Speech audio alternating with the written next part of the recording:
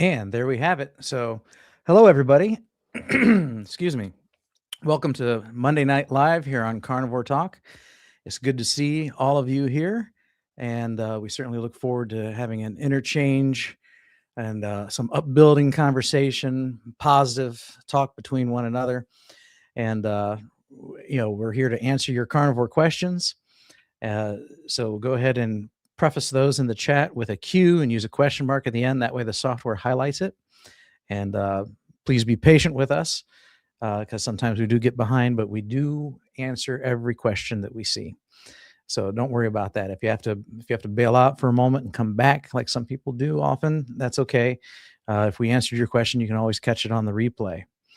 I'm going to start with announcements this week. I did them at the end, but at the end of the live stream, a lot of people have kind of tuned out, or if they watch the replay, they don't see it all the way to the end. So I just wanted to say that in the last week, the website had been infected with malware and had crashed, and it was down for several days. But I did manage to get some antivirus software and restore it, so everything is functioning just fine right now. Good. So, yeah, here comes everybody.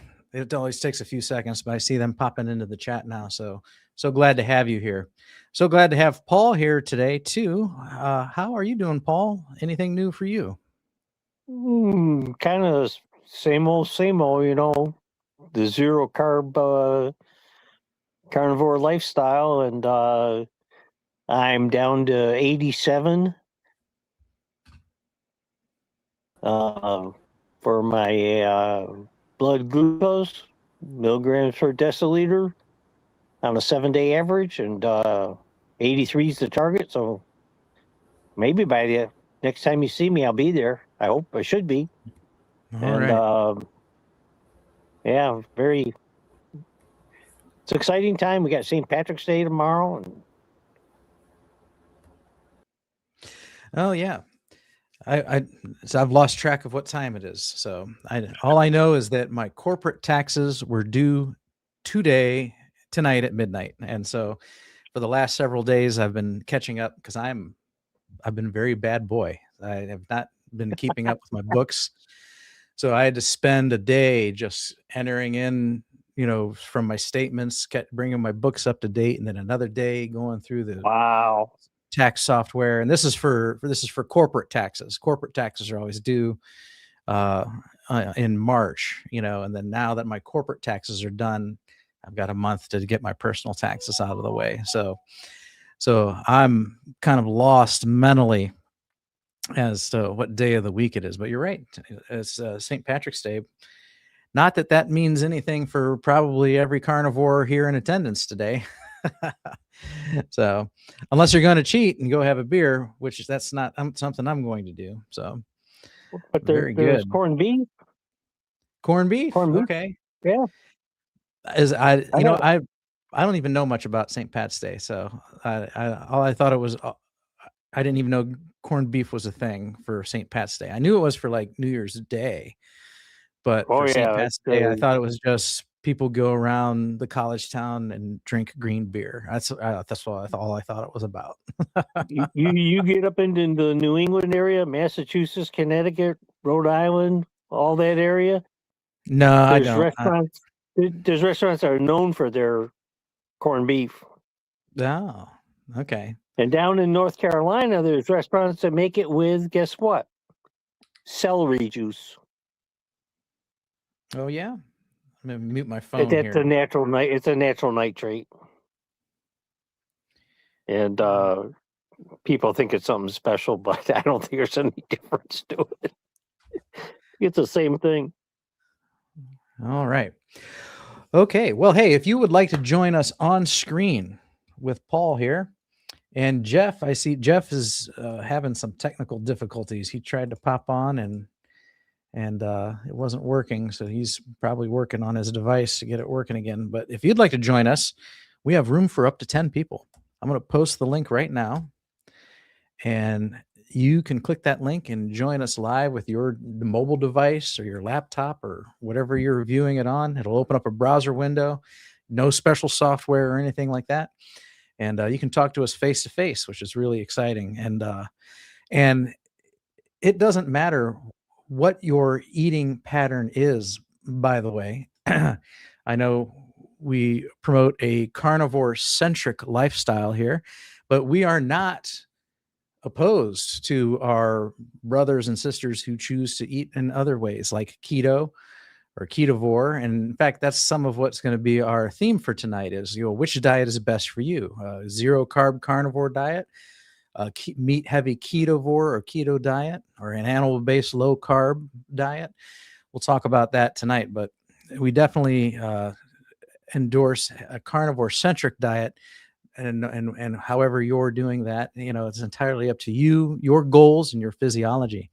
So we'll get into that more later.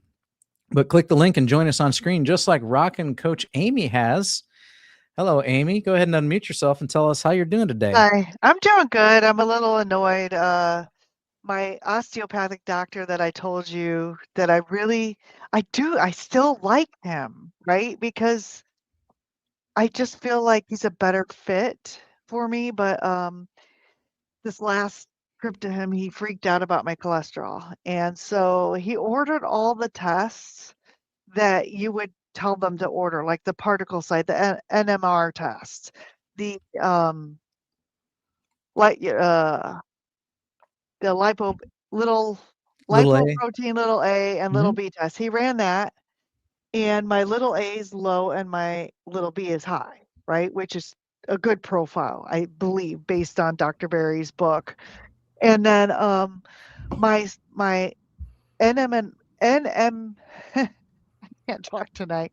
The lipoprotein fractionality mobility test came back. And there's some high numbers on there, right? But it indicates that I am a profile A, which is the good profile. Profile B is the bad profile. So, but I was just talking with Coach Juliet, and she's like, don't be surprised if you go back to him with all of this information and you get your CAC score done, and he still wants to put you on a statin. And I'm like, I know. So I bought him this book, one of my favorite books. Mhm. The Great Cholesterol Myth, and I have some printouts I'm putting in there, so I'm probably gonna get fired. But I'm just still annoyed. And it's snowing here. I don't know what it's doing in Ohio, but It snowed. It was 70 degrees and now it's snowing. So, yeah. I'm like, that's annoying Yeah. too. Yeah. Roller coaster weather here. It's been interesting. Yeah. So, obviously he's probably one of those that are, pre-programmed to have a cow when they see these high LDL numbers. And Right. has he gotten those results yet for the LP little a and the CAC and all those things yet? Because I got a notification from CVS that Avorstatin was called in for me without him even talking to me. He called in a statin. So I went into the CVS app and I was like, click, cancel this order. So I'm not picking it up, right? I'm not But even pay for it. That's Yeah. $36 that Right. I can't get But you back. got those other test results, right? Yeah, but the problem is they still have portions of them that say high. Like my LDL small particle is high, but Mhm. it's 254. So the relative range is 142 to 219. And so it's just 40 particles out of that range, right? It's not like, and my HDL large is 8,314. My HDL came back at 98. 98. I've never had an HDL of 98. And my Oh, that's nice. triglycerides were like 45 or something like that. Yep. So, I mean, Beautiful. That's what I yeah. got. Yeah. Yeah. Yeah. You Yeah, want to end that's this good. once and for all? You want to end it? Go pick up the prescription, take it home. Don't take it, okay? No, After I'm not 20 days, paying for it. I'm not paying well, you for it. want to That's end 36. it. I understand that, but you want to end the discussion is my question. You Yeah. want to end it? Yeah. Just go pick it. You only got to buy the prescription once. Take it home. Don't take it. After 20 days, call the doc. Tell them you got bilateral leg and arm pain, okay? Tell them it's just like you got the flu. You can't take it no more. And then you're allergic to it, and they put it in your chart. You're done with it. Understand that. Thought about that argument about lying to the doctor and saying I did something that I didn't do. And that's what I have a problem with. Ethically, for me, telling a lie just doesn't sit right with me That's good. personally. That's good. Yeah, no, there's no need to lie, but I'm just thinking, like, once you get these test results back and like a CAC score, right now there's nothing to discuss because you have no data to discuss. So your LDL is high. I just went through this, a couple months ago. My LDL, my total cholesterol crested over a certain threshold, and the doc recommended a statin. I just said no. And he says, well, then I'm going to refer you to an endocrinologist. And I said, okay. And because I actually like meeting other people and talking to other doctors. So I talked to this endocrinologist. She was actually really cool. I said, I'm not really concerned. This is my diet. This is my lifestyle. This is the things that I've come to learn. And my LDL doesn't concern me. And right now, she asked me if I'd take other things besides statins. And I said, until we get some data, there's really nothing to discuss. So she ordered an ApoB, which that's going to be high also. I mean, if LDL is high, ApoB is going to be high generally. So that doesn't really, mean much to me. And then I've still yet to go get my free CAC score. And even then, it doesn't do me any good until I go test again like a year later to see if there's any change. So even when I get my number, that still doesn't really tell me anything. So he told me his exact word. If your CAC score is over 300, you will take a statin. I'm like, I will? We'll have that discussion whether I will. But I'm like, and then I think about like, okay, so I was almost 300 pounds for 10 years of my life, between 30 and 40, right? Right. That's when the 300 could have showed up. The damage right. could have been done during that time period that I was drinking alcohol, that I was obese, that I was, Right. doing all these, like, not eating right. So even if it does come back, it's like, look, and I still don't want to take a stand. Honestly, I have 2 family members, and I know they're not watching this channel, so I can talk about this, that have been on statins long term, like 30 years, like since they came out. And I just feel like there's memory issues there. And I don't want to say this in a bad way, but I'd rather die of a heart attack than go through that route. So I'd rather, I'm on the Rick camp with that, right? Like one and done, baby. Like couple minutes, lights out. Yeah, have your wits about you and your strength about you. Quality of life up until the end. You don't want to have a. It sounds crass, but I'd rather go that way than die of cancer or dementia. Right. Yeah. No, I get it. I completely get it. So, let's see here, Thomas. Hey. How you doing today? I'm doing okay. I'm kind of like laughing on the inside because I just went to my doctor and coincidentally today. So I actually had it very lucky, but I've never had lucky before. So it's like rolling the dice every time. When you go to a clinic and you see a different doctor, you never know who you're going to get. And he actually approached the statin thing to me. But I just basically said, he goes, well, your cholesterol's okay. It's not that bad. So it's because of your diabetes that we wanted to give it to you. And I looked at him, I said, well, I read from several papers and stuff like that, and from several people that it increases insulin resistance. He goes, well, yeah. I said, well, then how the heck does that help my diabetes? Explain that. And then he couldn't say anything, so he just dropped it. Because, you can't explain stupid. So when you catch them on it, But I'm at the point now where I just kind of like go right into the doctor's office. I'm like, I'm carnivore. I don't do this. I don't do statins. So don't even bother telling me about it. Statins were invented in what, like 1980? Yeah. Yeah. So they've only been around for like 45 years. And so what did people do before that? Right. You go before, the Industrial Revolution, and there were no clogged arteries and heart attacks, and that's usually the eating pattern we're trying to imitate, So it's interesting. And the numbers are much higher I mean, if you were at 350 for your cholesterol, they weren't worried about you. Right. No, no. The numbers that keep coming down, down, down. So they can sell more Yeah. statins. Yeah. Yeah. That's very true. Yeah. So I Jeff, think the main, you have a little. Jeff's got a little square there. Are you? Yeah, I got nothing going on here, man. I can't Yeah. get the camera to work for some reason. oh, I don't know what the deal is. Does it have a shutter where you can open and close it to protect it? Not that I know of. No. Are you on the laptop or the mobile device? Laptop. I can't figure it out. I've rebooted the whole computer. I've checked my settings. I see absolutely nothing wrong. So it's beyond my knowledge. I have no idea what's going on. Are you on Yeah. the computer, Jeff? Yes, ma'am. Did you say you restarted? Yeah.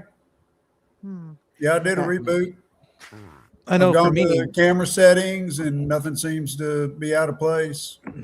for me on my StreamYard interface, there's a microphone button and a camera button, and they got arrows next to it. Yep. So when I click on the arrow next to the camera button, there'll be a pop-up and it tells me what camera I'm using. And I can also click on that arrow to open up a drop-down menu, and it shows all my available cameras. So I'm using this one, I'm using an actual vlogging camera right now that's plugged into the computer, but I got the laptop camera. I can use my cell phone camera and things like that. So see if you got other camera options. I don't. I've clicked on it. It's showing one option. Yeah. That's it. All right. Well, we can hear you. So that's what really counts. We can hear you. So, nobody needs to see my ugly mug anyways. I don't know. We got some audience members that love that mug. I remember. All right. Well, how are things down in Texas besides the camera not functioning? They're cold. We got a cold front come through. We're going to be down in the low 30s tonight. Yeah, our low is 21. It's been in the 40s, low 50s all day today. So I just did a bunch of cooking. Okay. All right. Very good. I just had some dinner right before I came up here. Let's go over and say hi to some individuals in the chat here. And at 7:23 before we went live, here's our early bird who gets the worm here. John Stud 4764. I have a question.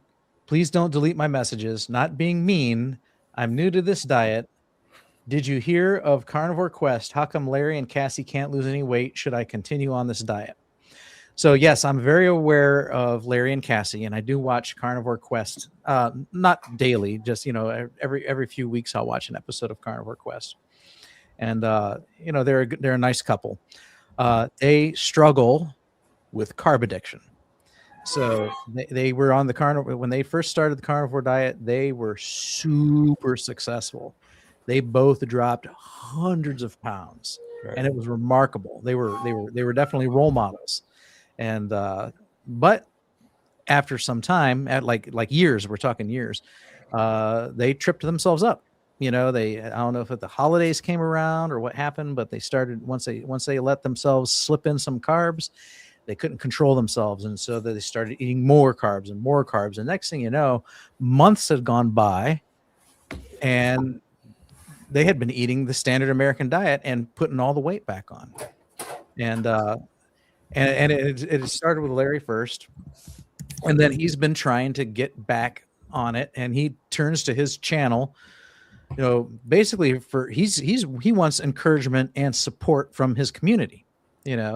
He's struggling, and he openly admits that he's struggling, and he'll go well for a while, and then he'll fall off the wagon again, and then he'll do just like someone trying to quit alcohol, who's addicted. Right. Sometime later, the same thing happened to his wife. She fell off the wagon, started eating carbs, and the last video I watched from them was a couple weeks ago. She was going to try and make some changes, but she wasn't willing to commit to a strict carnivore diet, at least not at this time. And I don't know what's going on with them in the last, say, 2 or 3 weeks, because as I said earlier, I've been doing my taxes, so I haven't had a lot of time for YouTube lately. And but that's what's going on with Larry and Cassie. They're good people, and they've had great success in the past, and but they're struggling with carb addiction. And so should you continue on this diet, I would say yes. Definitely try it for minimum of 30 days. We recommend actually 90 is preferred. Right. Zero plants, zero sugars, zero seed oils, just try and do meat. The fresher the meat, the better, and see if you don't experience great results too. And then after 90 days, if you want to start bringing more different types of foods in, that's fine. We say stick to what we call a proper human diet, which is single ingredient, whole foods, from about 0 to 100 carbs a day. You find out what's tolerable for you, that's not going to send you off the wagon with any addiction issues. And then that's where, and if you find your happy place, that's where you can completely reside. Because that's our theme for tonight: carnivore versus keto versus ketovore versus animal-based. Any type of meat-based, animal-centric, carnivore-centric diet, we definitely support, and they all work, but they don't all work for everyone. So some of us do better with one of these diets than we do the others. So, like Cassie and Larry, they do better on a strict carnivore diet. They just have a hard time committing long term, at least lately. But let's keep giving them encouragement, and hopefully they'll find their way back and stay on track and return to the success they had in previous years. All right. Anybody else watch Larry and Cassie on Carnivore Quest? I've seen them. Yeah. I mean, I wasn't like a avid watcher, but I've seen them. Yeah. Well, once a week or so. Yeah. I know that didn't they work with Sean White and Kip a lot of times? Mm-hmm. Yeah, Sean's another one, who had amazing success, and then got himself hooked on the standard American diet again, and now we haven't seen him in a while. So hopefully he'll come back around too. Well, I think he started doing some videos. I saw a few of them like just a couple of weeks ago. Who, Sean? Yeah, intentional. Okay, I haven't seen him lately. Maybe if he's back making content again, that's great. Yeah, I mean, I don't know if he's making content, but he did a couple videos. I mean, that doesn't mean he's permanently back, but Mm-hmm. But I could find him for you and email them to you if you want. I mean, no problem. Oh, okay, yeah, it's up to you. Sure, go ahead. All right, Tom, can we put you on the spot? No. No? Okay. You were brought up in the next comment, so. Oh, was I? Yeah, you were. What was I'm reading it, but I didn't see the comment. Target Prime rib looks very heavy. He's been doing this for years. Okay, that's not true. And what am I missing here? So actually, he hasn't been doing this for years. Yeah, I've only been doing it for a little over a year. But he's made progress. So his journey, is still ongoing. You want to tell us about the progresses you made? Well, yeah. I mean, I've gotten my A1C is a lot better. And I have lost some weight. I've gained some weight too, but I've lost a lot of weight as well. I'm able to walk, which is a miracle in itself. A couple of years ago, I was actually in a wheelchair, and I was actually 3 years ago, I was getting toes chopped off. So I was in rehabs and everything. I actually had an infection in my back that caused me not to be able to move at all, and I was paralyzed for about 3-4 months. So, yeah, I mean, I've come a long way. Not all healing is weight loss there, John. It's not all about the weight loss. It's about the healing as well. So, if you're just looking for weight loss, I don't know how, you're going to find healing in other ways. Let's just put it that way, and we're all healing, some slower than others, but we're all healing, so that's my take on it, and that's my response to that, you know.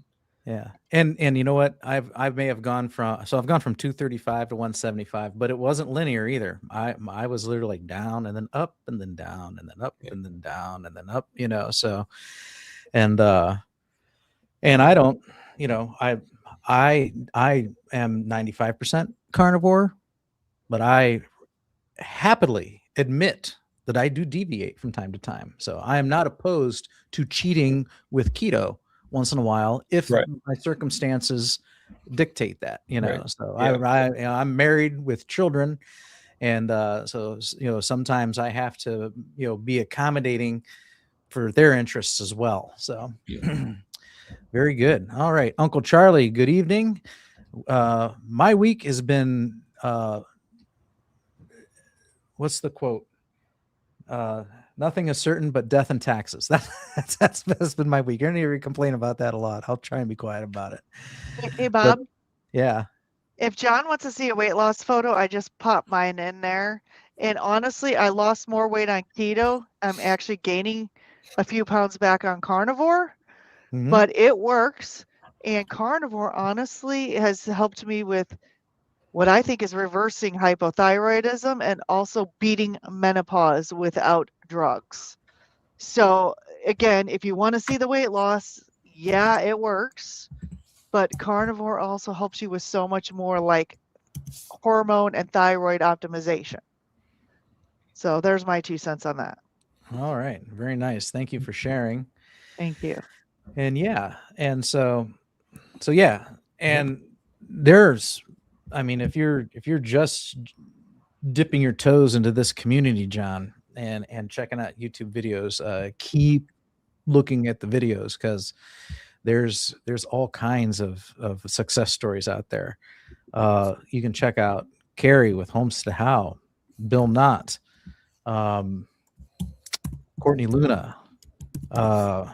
Who's the girl named Lindsay? Is it Limitless Lindsay? Limitless Lindsay. Yeah. Yeah. I think, you know, and people who have dropped hundreds of pounds. Kelly Hogan. Kelly Hogan. Yes. Yeah. Those are, so, I mean, there's, the examples are out there. Yeah. A lot of people have turned their turned their lives around by losing massive amounts of weight. And like Tom was saying, and Amy, healing, you know, so those are what we call non-scale victories. You know, I've gotten rid of my periodontitis. I've gotten rid of my ulcerative colitis. And that's a big deal too, because ulcerative colitis, according to mainstream medicine, is an incurable autoimmune disease. Once you have it, you're stuck with it for life, and you supposedly have to take drugs. I've been off drugs since 2019, and in my last colonoscopy, the biopsy came back negative for ulcerative colitis. So that negative means negative. That means it's gone.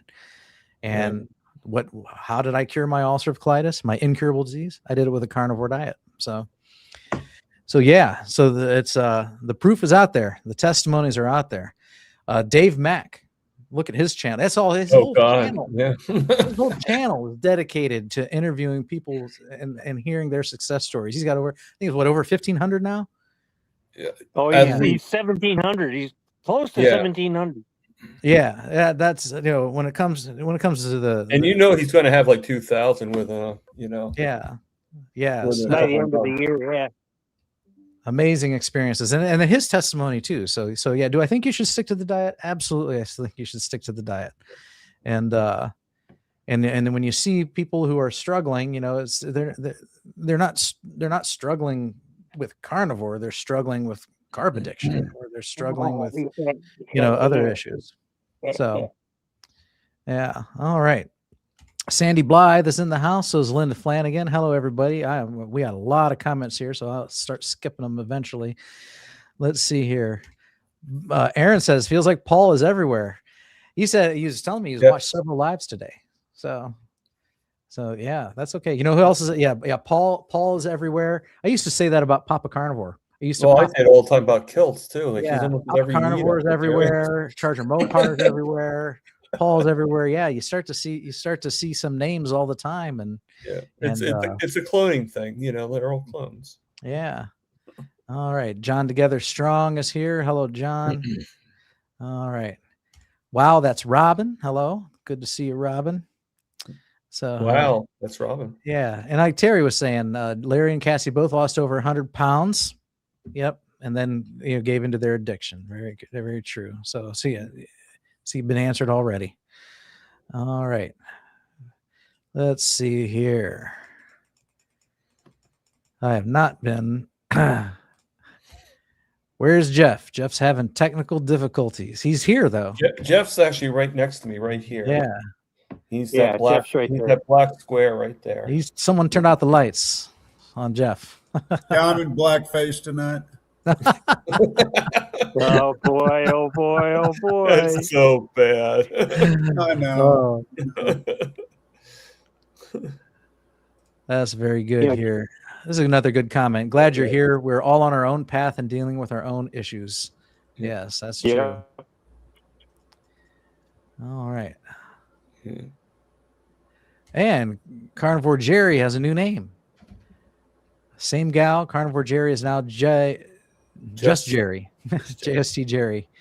The first word is not misspelled. It's for my business. Whereas the only thing missing is you. Ah, clever. Isn't that clever? Mm-hmm. All right. Wow, that's Robin is having green eggs and ham tomorrow. That fits with the St. Pat's theme. And Jerry's not working tonight. That's unusual. Usually she's listening while she's at work. All right. And you should join us, Jerry, if you're not at work. Yeah. Yeah. Click that link. Let me post that link again. It's pinned at the top. And I'm going to post it right now. Anybody who wants to join us on stage and talk face to face, we would love to have you. And you don't have to be a carnivore. You could just be someone with questions. Nope. So you do have to be nice. That's our only requisite. Oh man. Yeah. So Amy's here Amy's just here on a I will see you technicality. guys later. Troll. I'm just here to bully people. She got in. She got in with her carnivore card. Not... I just swiped it right through. All right, I'm scrolling around looking for questions. So we can come back to these here. Oh, I see. We got Keto Simple is here in the house. Good to see you here. Yeah. Let's see here. My weekly paycheck? I have no idea. I'm not sure what the discussion is. I mean, I hope I get paid more than $36 a week. Yeah. Here we go. Statins increase the chance to get type 2 diabetes, which is the #1 cause of heart disease. Yeah. That is true. That is true. And that's what I was saying. Like, how can it help diabetes if it actually causes insulin resistance? It doesn't make any sense. It doesn't. There's a lot of drugs that affect insulin, which affect diabetes. Blood pressure medicines that are not good for diabetics. Yeah. Another thing that really bothered me is I read through the side effects. And one of the side effects may interact with hypothyroidism. Oh, okay. Really? And then the other thing is, do not drink alcohol on this because of the liver. And anytime you see anything that says do not drink alcohol, the drug by itself probably is hard on your liver. And I'm not into anything that's hard on my liver or kidneys. I have even reduced the amount of Tylenol and ibuprofen that I take for headaches to just when it's really bad in only one dose, right? Because I don't know. I'm just and look what Bill says. My liver blew up taking statins. Yeah. Mm-hmm. Yeah. I'm not doing it. Yeah. No. It's bad Actually, for your liver. this, Bob. My doctor did want me to take one of two medications because I have the proteins going into my kidneys, like a light amount. And he either recommended losartan or lisinopril. Those are high blood pressure meds. Right. Yeah. And he's like, yeah, it's to protect your kidneys. But then when I looked it up on Google, it said one of the side effects on both of them is that it can damage the kidneys. Yeah. So it's the same thing, you know. It's like you're recommending something that's going to do exactly what you said it's going to do the opposite of what you actually said it does. Yeah, I brought that up to my nephrologist one time also. I said, you know, the losartan for high blood pressure, and it's also prescribed for chronic kidney disease because it could take the pressure, help reduce the pressure in the small, you know, vessels inside the kidney to prevent the kidney damage. So I was on losartan for a while. I'm on something called olmesartan now because I struggle with high blood pressure, and so that makes sense. So you had what, just a little protein in your urine? Yeah, it was like the number was like 48 or something like that. So yeah. I asked a couple of the doctors on what they think because it's 2 different pills. So if they, you know, like which one they think would be the best one too, and which. Well, losartan is an ARB, you know, angiotensin receptor blocker. Okay. And lisinopril is an ACE inhibitor. So they both go at, well, how do I explain it? They both go after the same thing, but kind of in different stages, you know. Okay. And so that's why you can't take them both. Right. Well, I guess my question would be, which stage is the better stage, you know? Yeah. I think it's just a matter of which one works for you. So the you know, like I could switch to a lisinopril, you know, but instead of the angiotensin receptor blocker that I'm taking, and they both go after angiotensin, but in a different stage, a different part of your body. I gotta look it up again to remember the appropriate verbiage, but I did research it one time. And the other thing with lisinopril I know is it comes in very small doses too. You can get 2.5 and 5 milligrams as opposed to 20 or more. Right. And if you just need a little bit, you know, sometimes the evil part of the drug is in the dose. That's true. That's a good point. So before, you know, if you have high blood pressure, then I would take either one. Right. You know, if it's just the protein leaking, I mean, my blood pressure the next goes step up would and be to get a down. blood test and check your creatinine, your EGFR, you know, and actually look at your kidney labs. And if you're showing any kind of, you know, something beyond just a little bit of protein leakage, then you might want to consider. I mean, he didn't seem to be very like adamant about it, like not like Amy's doctor with the statins, you know. He's as adamant as him. Like he was like sort of like, well, you make will take this. This is what we suggest. This is, you know, he wasn't like kind of like over pushing it, you know. He was just like whatever, you know. I think Amy's case was kind of forceful and rude.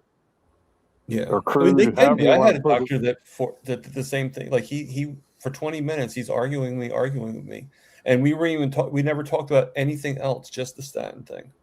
And I left. Yeah. I complained to the head of the hospital, and he got in trouble because technically, once you say no, they're supposed to respect that. Yeah, they should, for sure. You know, patient, you have all the rights in the world as a patient. They do have to recommend, and they do have to suggest, but the powerhouse you like that, they're not supposed to do that. No, you hire your doctor for his advice and his recommendations. It doesn't mean you have to take it. So right. Yeah. So statin becomes satin. No, you mean Satan. I know. When you remove the T. Yeah. Yeah, I can't really. You have to make it simple.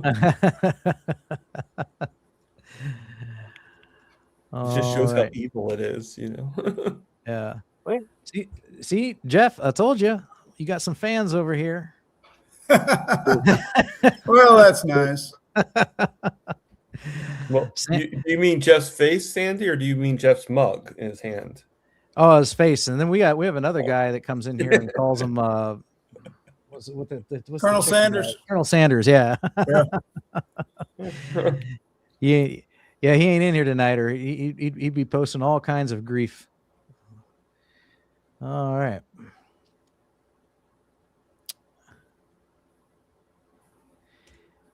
I haven't lost weight since August of 2025. Me neither. I was in a 2-year stall. Yeah. 2-year stall, so be patient.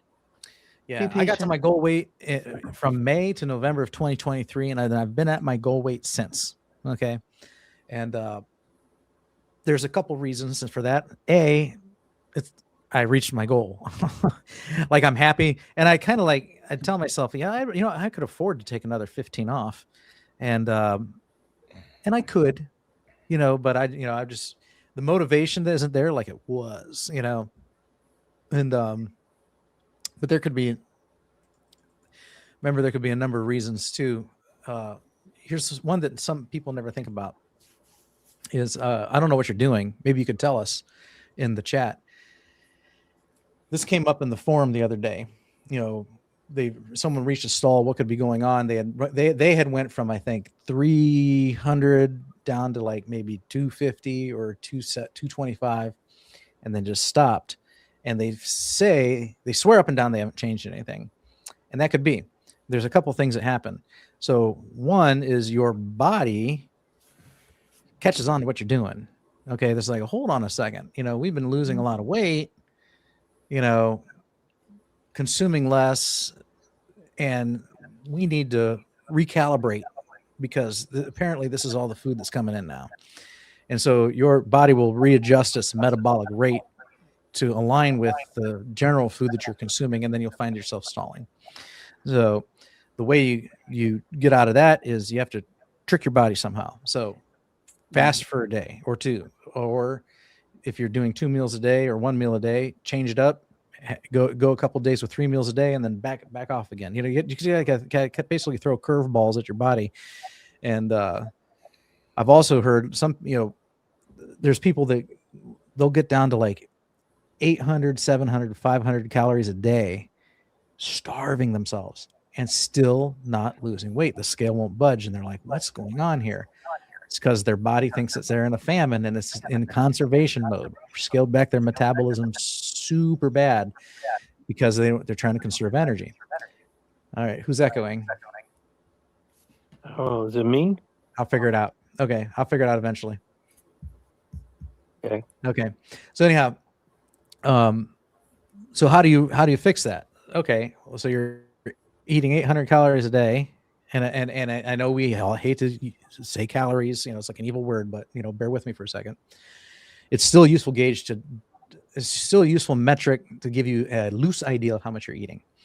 So the next day, 850, next day, 900, next day, 950, next day, 1,000, 1050, 1,100, work your way up to like 16, 17, 1,800. They say, a lot of diet plans use 2,000 daily calories is kind of like a rough metric of what a human needs. Work your way up to a point, and then drop it right back down again. So work your way up to like 1,800, and drop it down to 1,000 for a couple of days.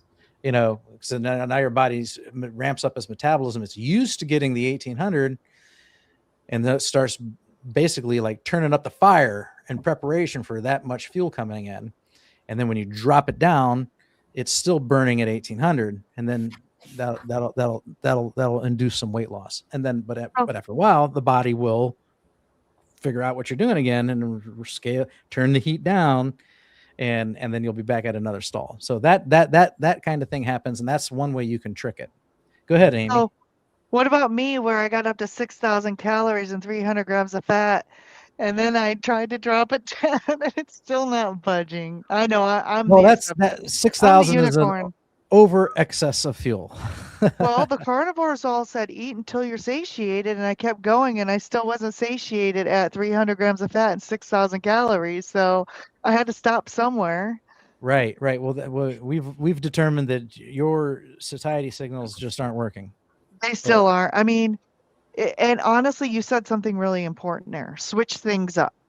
So not this month, not tonight, but last week, Nisha said something, if anybody was watching Dr. Berry, that really stuck with me, because I'd been fasting till noon every day of the week, right?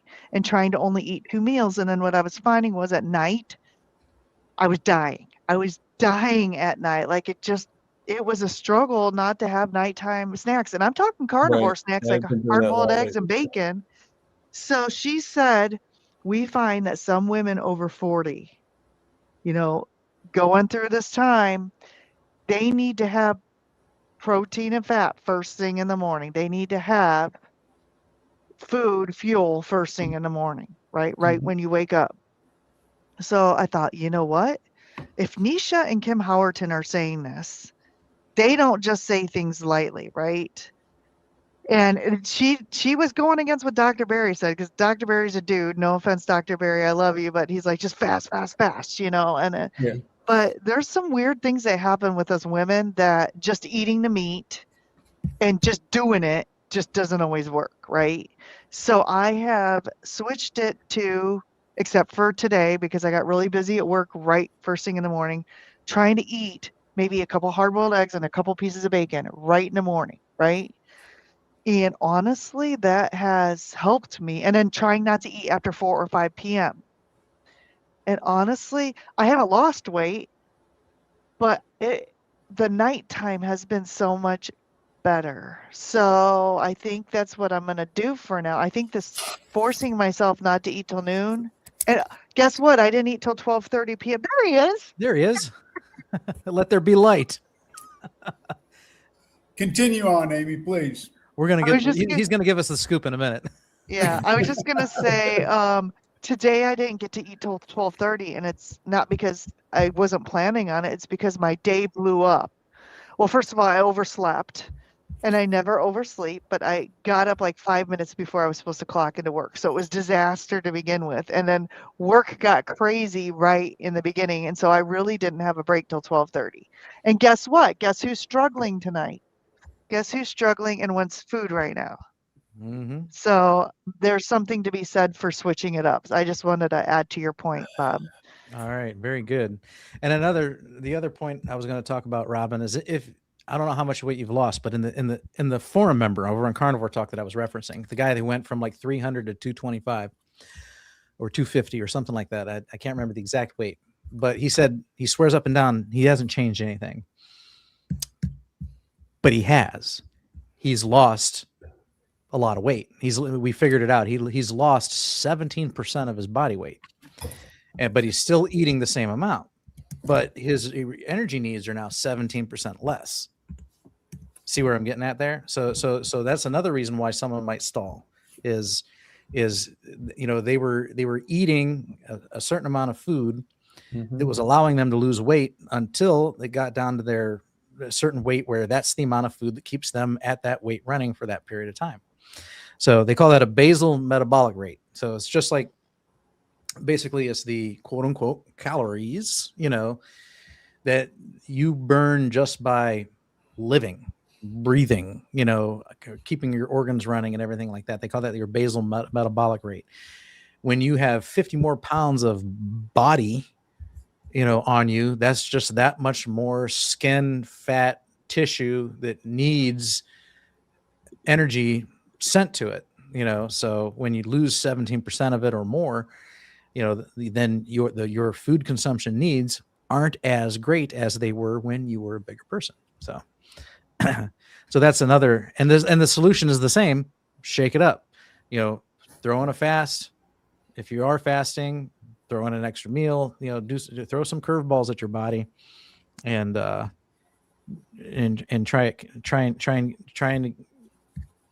and get it to, change that metabolic rate so you start losing weight again. All right, Jeff, you took the cap off the lens, right? That's exactly what I did. I didn't know there was a cap on the lens. Okay, see, y'all got to understand, I'm old, and I am computer stupid, big time. And I mean, I inherited this laptop. I don't know nothing about it. I've just always used the phone. But anyhow, it turns out, see, it says, I checked all my settings and everything, and it says if the light is on, the camera's on. Well, it turns out, and it's hard to see, but where the camera's at, there's a switch up in the deal. And I didn't realize that. I just had I thought, well, maybe the thing needs cleaned off or something. I don't know. And I rubbed my thumb over it and it came on. So y'all just got to bear with me on this. I'm as ignorant as the day is long when it comes to this stuff. I tell you what, we've got there's 44 viewers now that are just absolutely ecstatic that they can see your mug now. I doubt that. I think you're lying to me, boy. All right. Well, glad to have you here in person as well as in spirit. Thank you. I appreciate that. So did you see what I put down in the Bob and Amy? Did you guys see what I put down in the comments on Kilta's chat on Kilta's Zoom call today or no? About weighing. I weighed myself like 3 weeks ago. I was like 236, and then I weighed myself today at the doctor's office. I'm 272. Only 3 weeks later. Obviously, something was wrong with one of the scales. One of them was off, but which one I don't know. What was the difference? What was the difference again? 236 to 272. 36 pounds. Yeah. Okay. Yeah. So someone's in a matter of how many weeks? About 3 weeks. A little less than 3 weeks. Someone's scale is not calibrated correctly. Yeah. Because there ain't no way you put on 30 pounds in 3 weeks. Yeah. Unless, I'm gonna assume that's because I don't feel like I gained any weight. My clothes are still fitting the same way. Yeah, you noticed 30 pounds. Yeah. Well, and Tom, that's the true test is your measurements, not your weight. Yeah. I'm going to think that they didn't calibrate. A lot of people can the weight can stay pretty steady, but their inches change. I always advise people, and it's what I did is I took a total body measurement. I'm talking total. Right. I took a tape and I measured my neck, my shoulders, my chest, my biceps, my forearms, waist, belly, hips, calves, thighs, the whole 9 yards. And I wrote it all down, and I didn't measure again for 30 days. And so every 30 days I would measure myself. Yep. And I don't care what the scale was doing because it fluctuated all the time, usually, 3 to 5 pounds. But the tape was the true test. Yeah. I mean, I normally don't care about the scale either, but somebody actually gifted me a scale one, the Renfo scale. So I kind of like look at it every once in a while. But even though I don't know if that really does an accurate count because I can't step on all 4 sensors because I have like part of my foot is gone. So yeah. But that's mostly, I don't think that really affects the weight. I think it more affects the body fat intake, it could be your unlevel floor. It could be a lot of little things. Yeah. But I have a feeling the wrong scale is the other guy's scale, is the doctor's scale. Can be. Yeah, because I would feel if I was 272, I don't. But I just found it funny. Yeah. I even asked the nurse, I said, so how often do you guys calibrate this scale? And she just looked at me like we were supposed to calibrate it. What? Well, there's one of my doctors I go to, they'll check my blood pressure and it'll be through the roof. And I'm like, it never measures this much at home. And then I'll request that they do it manually, with using the earpiece and the actual cuff that they pump up, and then it'll be like much, much better when they do it manually. I'm like, something's wrong with your machine here. It needs recalibrated. Well, mine was high today, but it's not always high. Yeah, those automatic machines are not near as accurate as a standard sphygmomanometer, and stethoscope, especially the wrist one. That's the worst one. They're the most inaccurate of all of them. Yep. They're just ridiculous. Yeah, it's the wrist one that's always off. Yeah. And if you listen to Dr. Berry, and he's absolutely correct in this, most of them don't test properly. No, they don't. I was when I was studying medicine, I studied for 2 years, and I took a lot of TPRs in that time, and we had a standard protocol as to how we took our blood pressures on everybody. And these days As soon as you sit down, they want to put the cuff on you and they want to go to town on you. And it's like, you haven't had time to relax. Half of them don't put it on right to begin with. You don't use the right size cuff to begin with. Or, the next thing they don't do. There's a lot of things. So, and then of course you got white coat syndrome. So it all varies. They accused me of having hypertension one time. I'd never had really high blood pressure, but this one time I go in the doctor's office for a checkup or whatever it was, my old doctor, and I was like 147 over something. That, man, you got hypertension. We might need to talk to you about some medication. I said, no, I don't have hypertension. They said, well, your blood pressure's way up. And I said, check my charts and see what it normally is. I said, I just rode here on a motorcycle and almost got run over. Yeah, I think my blood pressure is going to be a little high right now. There's a little cause and effect Which there. is true. Yeah. I had just avoided an accident on the freeway getting there. So, yeah, my blood pressure was a little up. All right. Yeah, a lot of good questions here in the chat. So Bill wants to know, how's your blood pressure, Thomas? Yeah, like I said, when I got checked at the doctor's office, it was a little bit higher than normal, but the doctor wasn't really concerned. The nurse was, but not the doctor. Yeah. So if that's routine, then that's where you might, give that losartan consideration. That'll help. No, with actually, blood pressure and my kidneys. blood pressure can be low. It can be lower sometimes, but normally it's like 130 at the most over like 50 or 58 or something like that. It's never really that bad. Today was like 158 over like 70. So the nurse was a little concerned, but he's like, no, your normal blood pressure is not too bad. So. All right. Carnivore Quest has been at this long enough and should not be still carb addicted at this point. Give me a break. Well, I don't know. That they tell you, we always compare addictions to carbs like addictions to alcohol. And what will they tell you at Alcoholics Anonymous? You can't ever even have one sip. Yeah. Ever again. You can fall off the wagon pretty easily. One sip will do you in. And I know this to be true. I have a friend, and his name was Michael, and he had been an alcoholic. He got himself clean for years. He went to AA, was going to AA meetings. He found religion and cleaned himself up in that way too. And he had been doing great for at least 10 years. Could have been even 15. And then one day, after a really hard day work, his workmate was like, hey, you want to stop here after work today and chat? And he's sure. So they stopped at some place to chat. The workmate ordered a beer. Hey, you want a beer? He's like, oh, okay, I'll have one. He drank one beer. And then on his way home, he picked up a case and went home, drank the whole case before passing out. And then he was back on that lifestyle again. Yep. For a few years. It took him a few years to actually crawl back out of that and get himself clean again. So this very same thing is happening with like Larry and Cassie and Sean and stuff. It's like, you go get some tasty ultra processed food, because ultra processed food is tasty by design. And then you eat it and you're like, you want some more. Why do you want some more? Because it's addictive.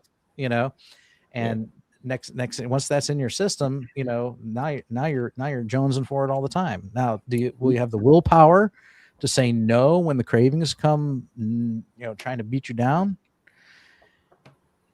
Maybe you do. They don't. Yeah. And that's why they have problems. I sort of have my theories, but I'll tell you about it later on. But of what I think of why they are why everything's happening. Now, see, like some people, they can't even have a strawberry. That's enough fructose that it brings back the carb cravings. Okay. Yep. Fortunately, I don't have that. Okay. But if I was to have a cookie or a piece of cake, dang, give me the whole box. Give me a donut, then give me 12. It's it's different. You got to know yourself, right? And you got to know your limits. And so, my first year, my first year of carnivore, yeah, if I ate off plan, it was game over. Now that's not the case anymore, thankfully, but I still don't push my luck. So, I think everybody has to go through that at some point in their life with whatever addiction that they have, just to understand what their limits are. One of the reasons why I'm so strict with carnivore myself is I learned that lesson from tobacco. Okay, I dipped Copenhagen snuff for 33 years, and when I back in '95, I quit for 2 years. I quit dipping, and it was tough to get off. That's a stronger addiction than cigarettes. It's a bad drug. Because one can of Copenhagen, which I was going through a day, has equivalency of about 166 cigarettes worth of nicotine, and it's tough. So I quit for 2 years, and then, man, guy was dipping in front of me, and I thought, one dip, it ain't going to hurt. I took one dip from him, and on the way home, I bought a can. And it was probably, that was 97. And whenever I turned 50, probably 7 or 8 years later, I finally quit again when I turned 50. But that taught me a valuable lesson. I mean, I'm glad I went through that because it taught me a valuable lesson. I'm an addict. I can't touch it, and somebody offers me a cigar, any kind of tobacco, anything. I know I don't even want to touch it with my fingers. I don't want it touching my skin. Just keep it away from me. And I brought that same lesson with me when I became a carnivore. I am a carbohydrate addict. I used to binge like crazy. It was nothing for me to sit down with a big family box of Cheez-Its and eat the whole thing in one sitting. Yep. Right. Me too. A whole bag of family-sized Doritos. I was a pig. mm-hmm. I was a gluttonous pig. And I'm ashamed of the way I was. And so when I started this, I knew I can't have one bite. I can't take that chance. Now, 3 years later, could I? Maybe. But why would I want to even take that chance? Right. Yeah, why would I? There's just no way. I mean, because it's not going to add any value to my life. It's not going to add any nutrition to my body.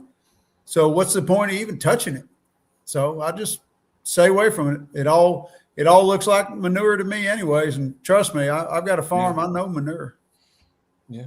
But we hear over and over and over from the top carnivore and keto influencers, oh, in a couple of days, your cravings go away. You'll be just fine. No. Not me. We're all under that curve, okay? And I'm way the hell out on one of these tails, okay?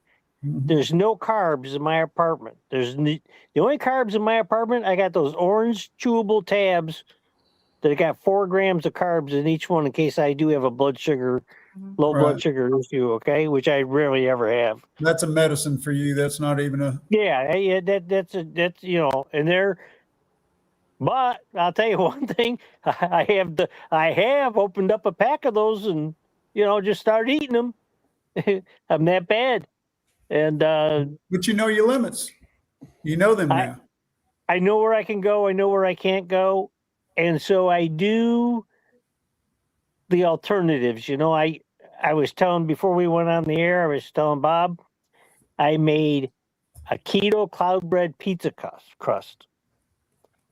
And it was absolutely wonderful. Okay.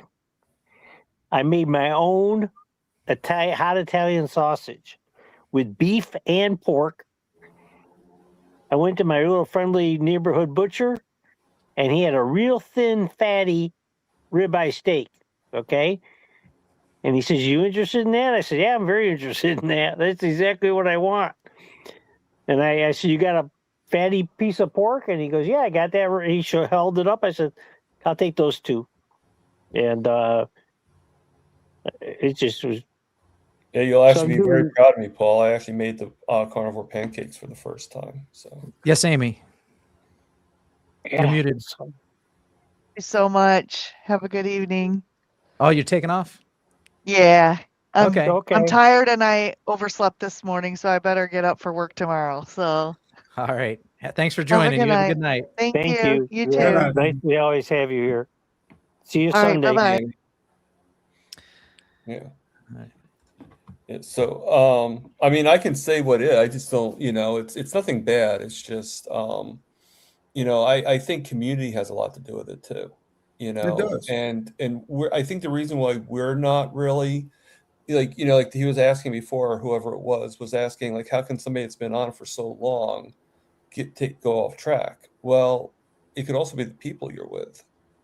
And let's look at a connection here. Okay, you got the two of them, and you got intentional carnivore, and you also have Kip too. That all of them all were working together, and they all fell off the wagon.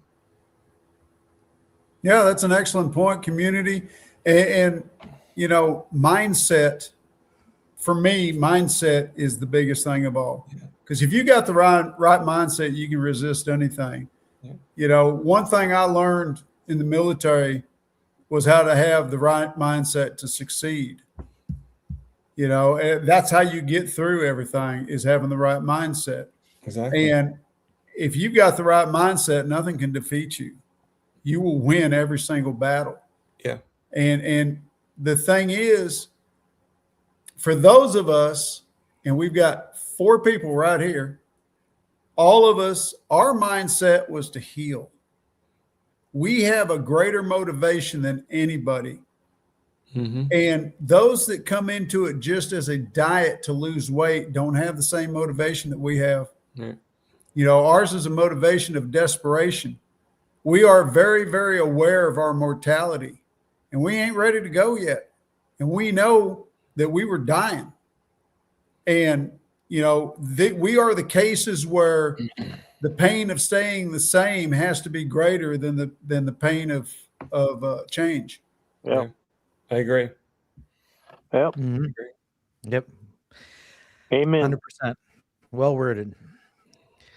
Yeah, that's why, and that's what it is now. Is I will not go back to my previous way eating. And that's why it's you said you see everything as manure, and in a similar way, there's a ton of things that I just look at now, and I see other people eating, and in my mind, I'm just like, that's not food. No, that's not food. Uh-uh. And oh, I can't believe I was eating that. And it's not even food. So if you do, and that's one of the ways I keep myself on track, is if I just repeatedly acknowledge that these certain things are not food, then why are they ever going to pass these lips? They're not. Exactly. There's no nutrition. They provide no benefit for your body. It's nothing but entertainment. Lamb says John Stud 4764 has been trolling on Mitch's and Rick Ropart's channels. So if that was a troll attempt, oh well. Hopefully he next was time around long enough to hear us talk. So right. I mean, next time he's on, if you ever want to see if he actually has a channel or something like that, you could always you or Jeff could always check it out. He said, "Please don't delete it," and he wasn't trying to be mean. So he really tried to push the fact that he was being sincere. Right. Yeah. So that's and it's a good question. What's up with Larry and Cassie? Hey, right.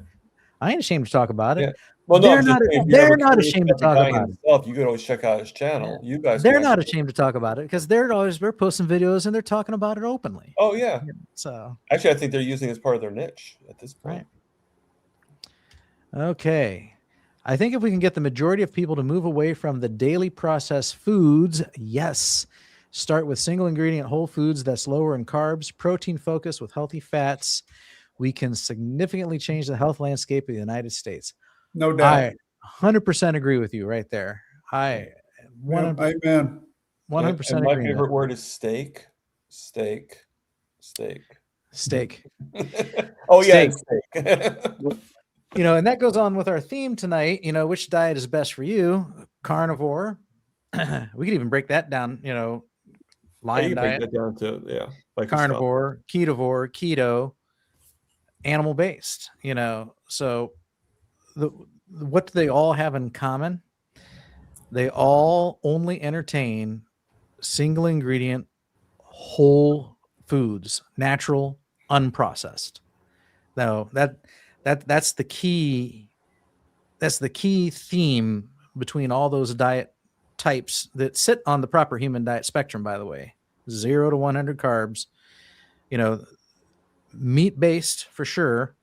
If you want to supplement it with something else, that's entirely up to you. If you want an apple, eat an apple. If you want Doritos or French fries, don't eat Doritos or French fries. Have an apple.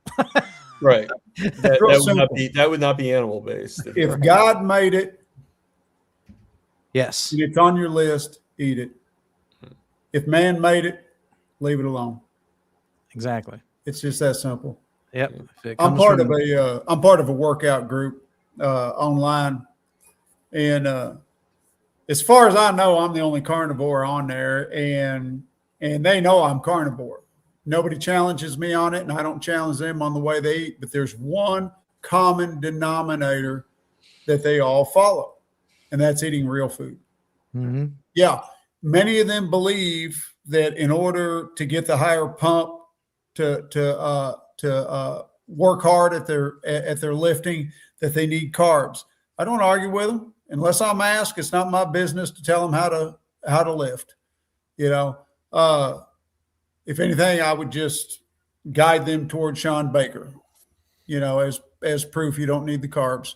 But did you see that last video that last video that he did, Sean Baker? Yeah. Of what would happen if he was a vegan? Yeah, I saw that, and then today he had the one that showed himself when he was fat. I've seen that. Yeah, he had that one today. That was very recent. Yeah. And it was a great video. It was a great video. But the point is, all these guys have the same. Yeah, they want carbs. I'm going to ingest this much carbs before I go and work out. That's fine. But what they're ingesting is whole food carbs. They're not doing junk. And these guys are ripped, and they're healthy. And they're lifting some tremendous weights, So, yeah, they are, if I could look at their diets, they're taking in around 27 to 3,000 calories a day, if you want to count calories instead of mass. And they're probably doing 100 to 200 carbs a day. They're still, high protein. They don't eat as much fat as I think they should, but they're high protein, and they're not using seed oils. They're using more more fruit oils than they are anything. So they're close to keto, real close. Right. They don't know it, I don't think, most of them. But like I said, common denominator, real food. Yeah, I agree. So I skipped ahead for this one because it's relevant. Are apples today the same as the ones God made?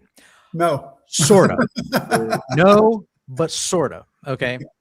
And so, no, if you look back at fruit in the past, it looks a lot different than fruit today. So fruit today has been bred and crossbred and grafted and hybridized, and, to produce the fruits that we see today. So they've been bred for certain characteristics, usually bigger, sweeter, more colorful, things like that. So no, are they the same? No, but yes. Now let me explain. So, an apple back then would have been this tiny little thing. The crab apples that you see. And there's other apples. There's other apples too, variety of apples. Well, no, I'm saying that they're like small. Crab apples. I've got apple trees in my backyard. They're small, okay, and they're not like the apples at the grocery store that are like like a softball. These I've got apple trees. They're small. One of my trees tastes great. One of them tastes terrible. One of them's tasteless. So, and but so they were small back then, and today they're huge. So what, the difference really is you can eat one apple today, but you would have had to eat 10 apples then to get the equivalent of one apple today. So is it the same apple? Generally speaking, molecularly, creativity wise, yes. But as far as size and appearance, of course, no. The answer is no. So yeah, we experienced that very thing yesterday. So I got some family that come down from Colorado. They bought an old farmhouse that they're fixing up, and they're going to eventually turn it into their winter home because they're sick of the Colorado winters anyhow. So our aunt was staying with us, and she was wanting some fruit. I don't have any fruit in the house. So my wife went and bought her some apples, and they were little bitty apples. And she just remarked how good they tasted, how sweet they were. And I says, well, we got them from the local store, so I'm betting they're probably local apples. They're sourced fairly close to where we're at. Yeah. And I says, I'm going to bet you that those are not GMO modified apples. They are probably, pretty normal apples, like what you have growing on your tree, Bob. And the apples you get now, not only they modified by man, genetically, but my gosh, they're picked a year ago. They're picked a year ago, and they're held in containers to ripen for a while. Yeah. And they're covered in wax. They're preserved, and they're held up in containers for, I don't know, months or a year down in South America someplace, and then shipped up here, or Chile or someplace. Mm-hmm. So they're not even allowed to ripen on the tree itself. And most of our fruits are that way, and it's already been mentioned, if you're going to eat fruits and vegetables, you need to get heirloom varieties. And I 100% agree with that. When I had a garden before I turned carnivore, everything I grew was heirloom. I didn't want any of the stuff that had been modified by man. I wanted the real stuff. Now, I will admit, it was harder to grow. Right.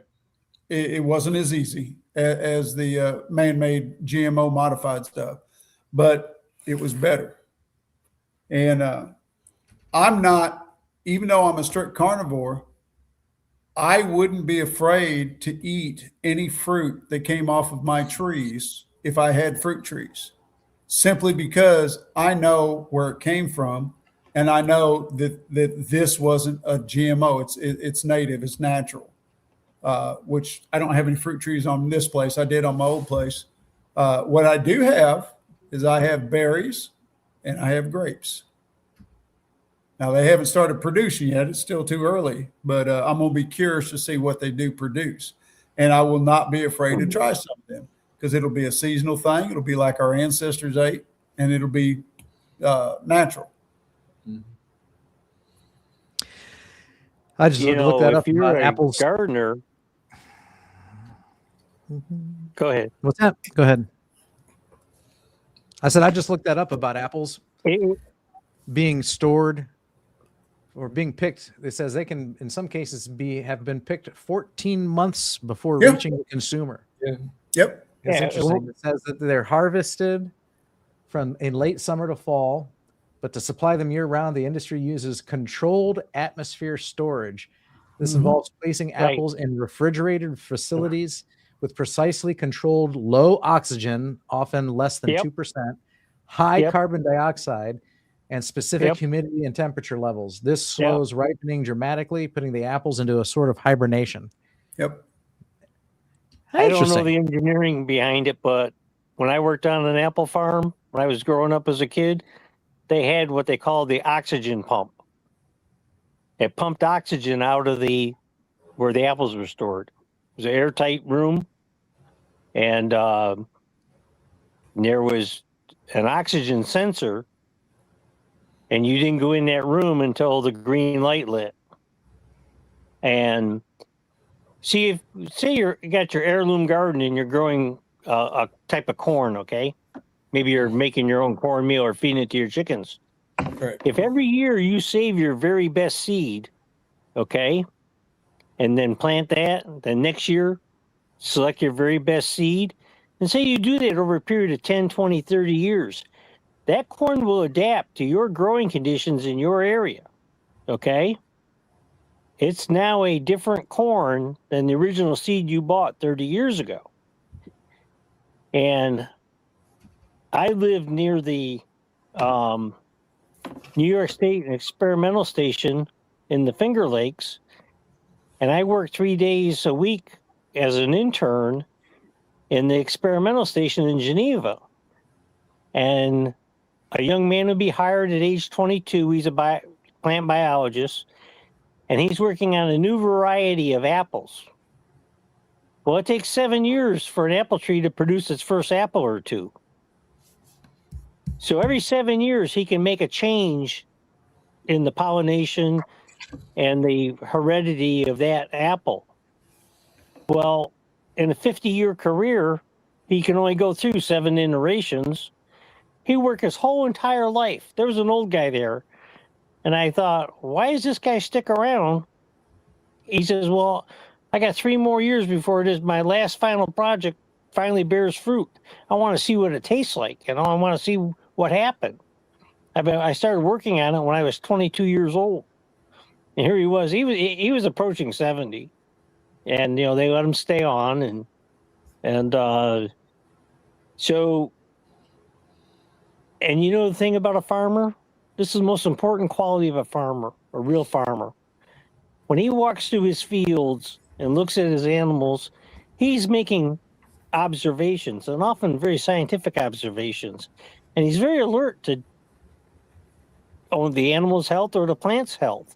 And he's very alert to, ooh, look at that new calf. Wow, look at that back. It is really straight. That calf may be bull material for my herd down the road. They're very astute. And a good farmer can tell you the weather just by looking at his cow herd. He can tell you what the weather's going to be. All right. Very interesting. Jerry, how nice of you to enjoy your day off with us at Carnivore Talk tonight. It's actually a sick day. Shh. Oh, okay. Are you under the weather? That's true. Well, I was under the snow for the past few days, if you will. Okay. So I took advantage of the situation. Mm-hmm. Good for you. All right. Very nice. Nice to have you here. Thank you. Where about are you dialing in from? You don't have to be specific. That's fine. I live on Salisbury Lake, like Salisbury Steak. 40 miles north of Eau Claire and 45 minutes north of the Mayo Clinic in Eau Claire as the crow flies. So what state is that? I'm sorry. Wisconsin. I thought you guys knew. I'm sorry. Okay. You may have mentioned it before. I just don't remember. So sometimes we do, sometimes we don't. All right. I have an aunt and an uncle that live in Wisconsin. I think they're still out there at least. So, and yeah, they get a lot of snow. I remember they sent us a picture one time where they got so much snow that they had a snow drift up against the back of their house up to the roof.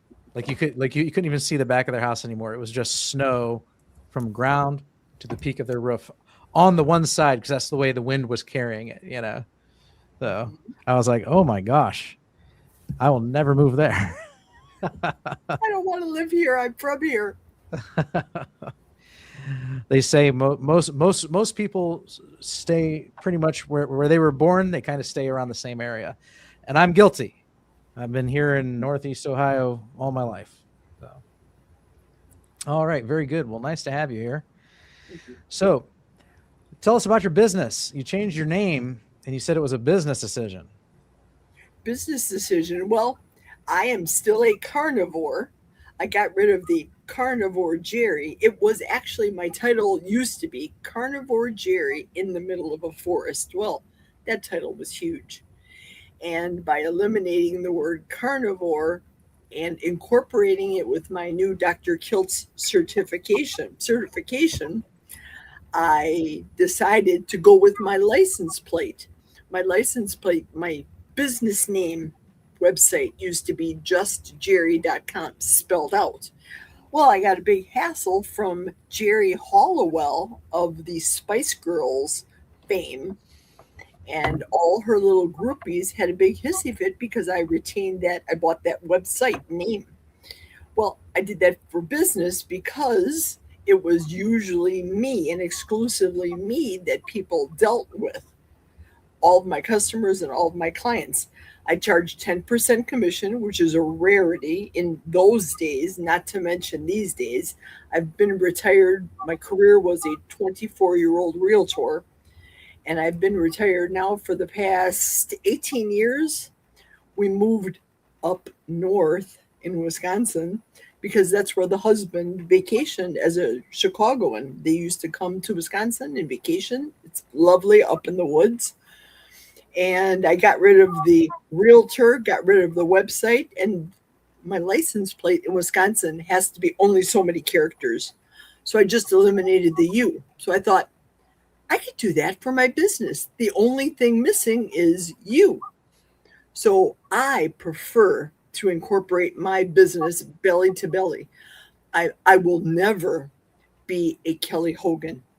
I don't plan on doing Zoom meetings and having 50, 75 ladies and gentlemen at a crack to teach them. That's what I don't aspire to do.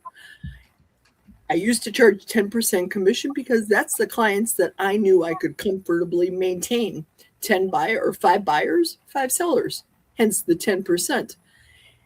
It didn't always equate to buyers and sellers 5 and 5. It would be sometimes 9 sellers and 1 buyer, but that's what I comfortably limited myself to. So I do that now in the coaching business because I can handle it. I don't only want belly to belly. So yeah, I'm only in Wisconsin. I had a lady via the internet, but she had to back out. She bowed out, which was, fine. But I prefer to go one-on-one. My latest client is right up the road on Long Lake, and it's an Alzheimer's patient. The family had contacted me to be able to feed grandma, mother, great grandma, etc., kind of as a visiting angels when people come to their houses, except they didn't want the mother to eat all the garbage food. So I'm introducing healthful foods to her. I was intrigued by your title of the day, Keto or Carnivore.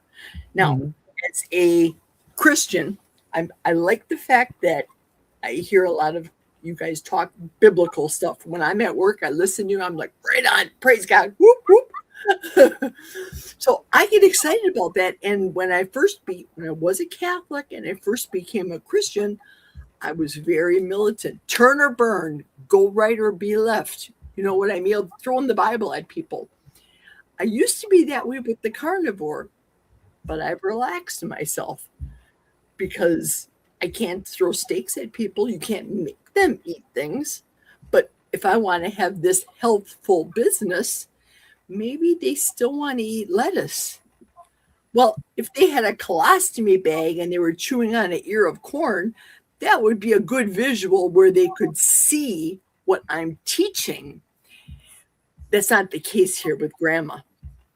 So it's a fine line. Sometimes they say, oh, it's the carnivores against the keto police.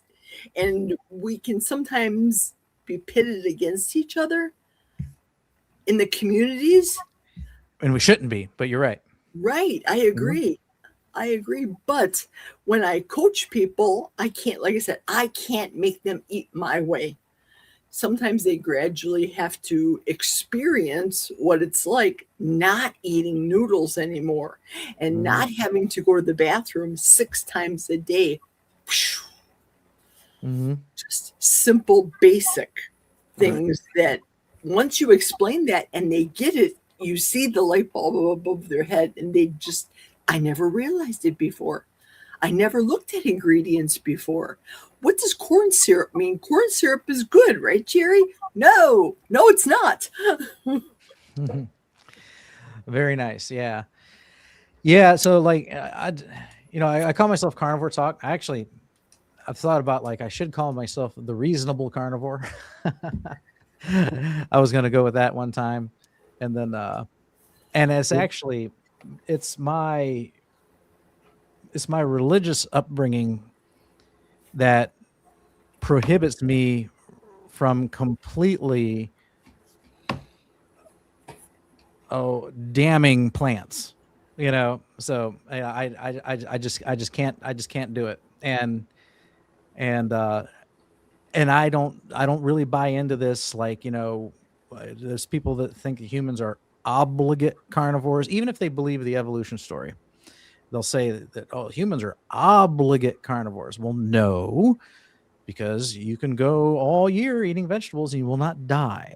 You know, so that doesn't mean you're not obligate. You know, and in reality, if you buy into the evolution story, that what did you descend from? A frugivore. You know, so you can't say that like humans have never been eating plants. Well, that's because if you go with the biblical story, then yes, you have. It's in the book. If you go with the evolution story, then yes, you have, because it's in their book. So like, you know, so but you know, the proof is in the pudding. The way our digestive system is laid out, it's definitely laid out for a meat-centric diet. You know, and so I like the term hypercarnivore. I actually hate labels, to tell you the truth, but you know, when you explain that hypercarnivore means 70% of your diet or more should come from animal-based sources, I'm on board with that. Right. I can see that physiologically, I can see that scripturally, and then that's the way I live, and I can see it in the boon to my health. You know, so to me that makes perfect sense. So, but yeah, I think I start, you know, like the comparison between the two. Like, you know, I always say when you start off, you know, you mentioned noodles specifically. Okay. That's a good reference. Noodles, grains, baked goods. I mean, these grains can be turned into anything.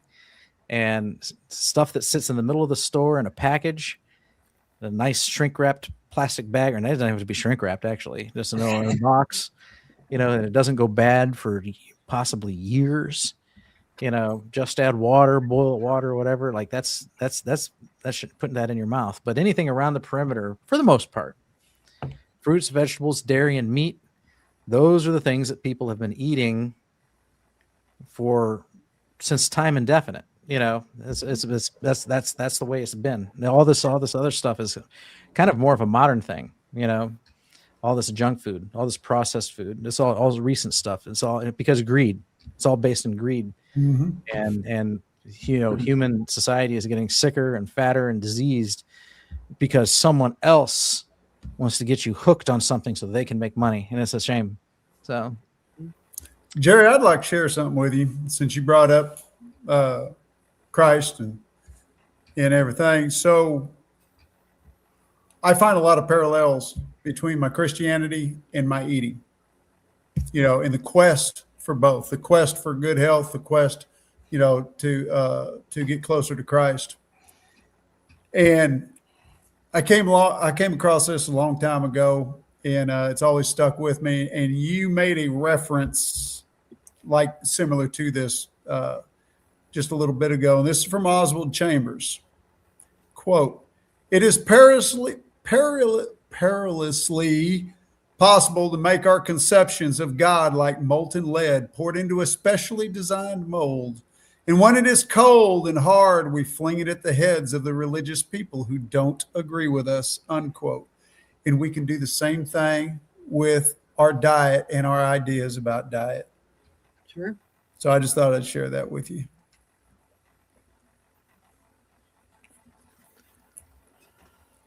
so on our theme, here's my notes here. Let me move my notes in front of me so it looks like I'm looking at the camera. Carnivore versus keto. So what's the difference between the two?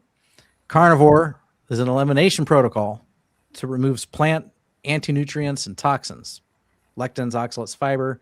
Those fix gut issues, autoimmune conditions, and fixes lingering problems that keto might not have fixed, such as inflammation or whatnot. However, keto does give you more metabolic flexibility. So you still get the weight loss, you still get the blood sugar control, epilepsy management, brain health, and the benefits of ketosis.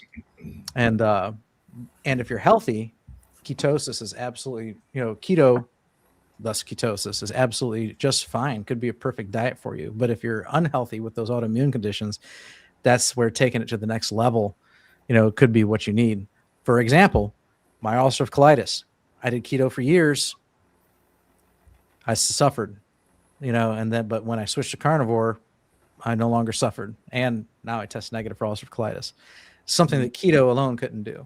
So what was the source of my autoimmune distress? It was something in the plants.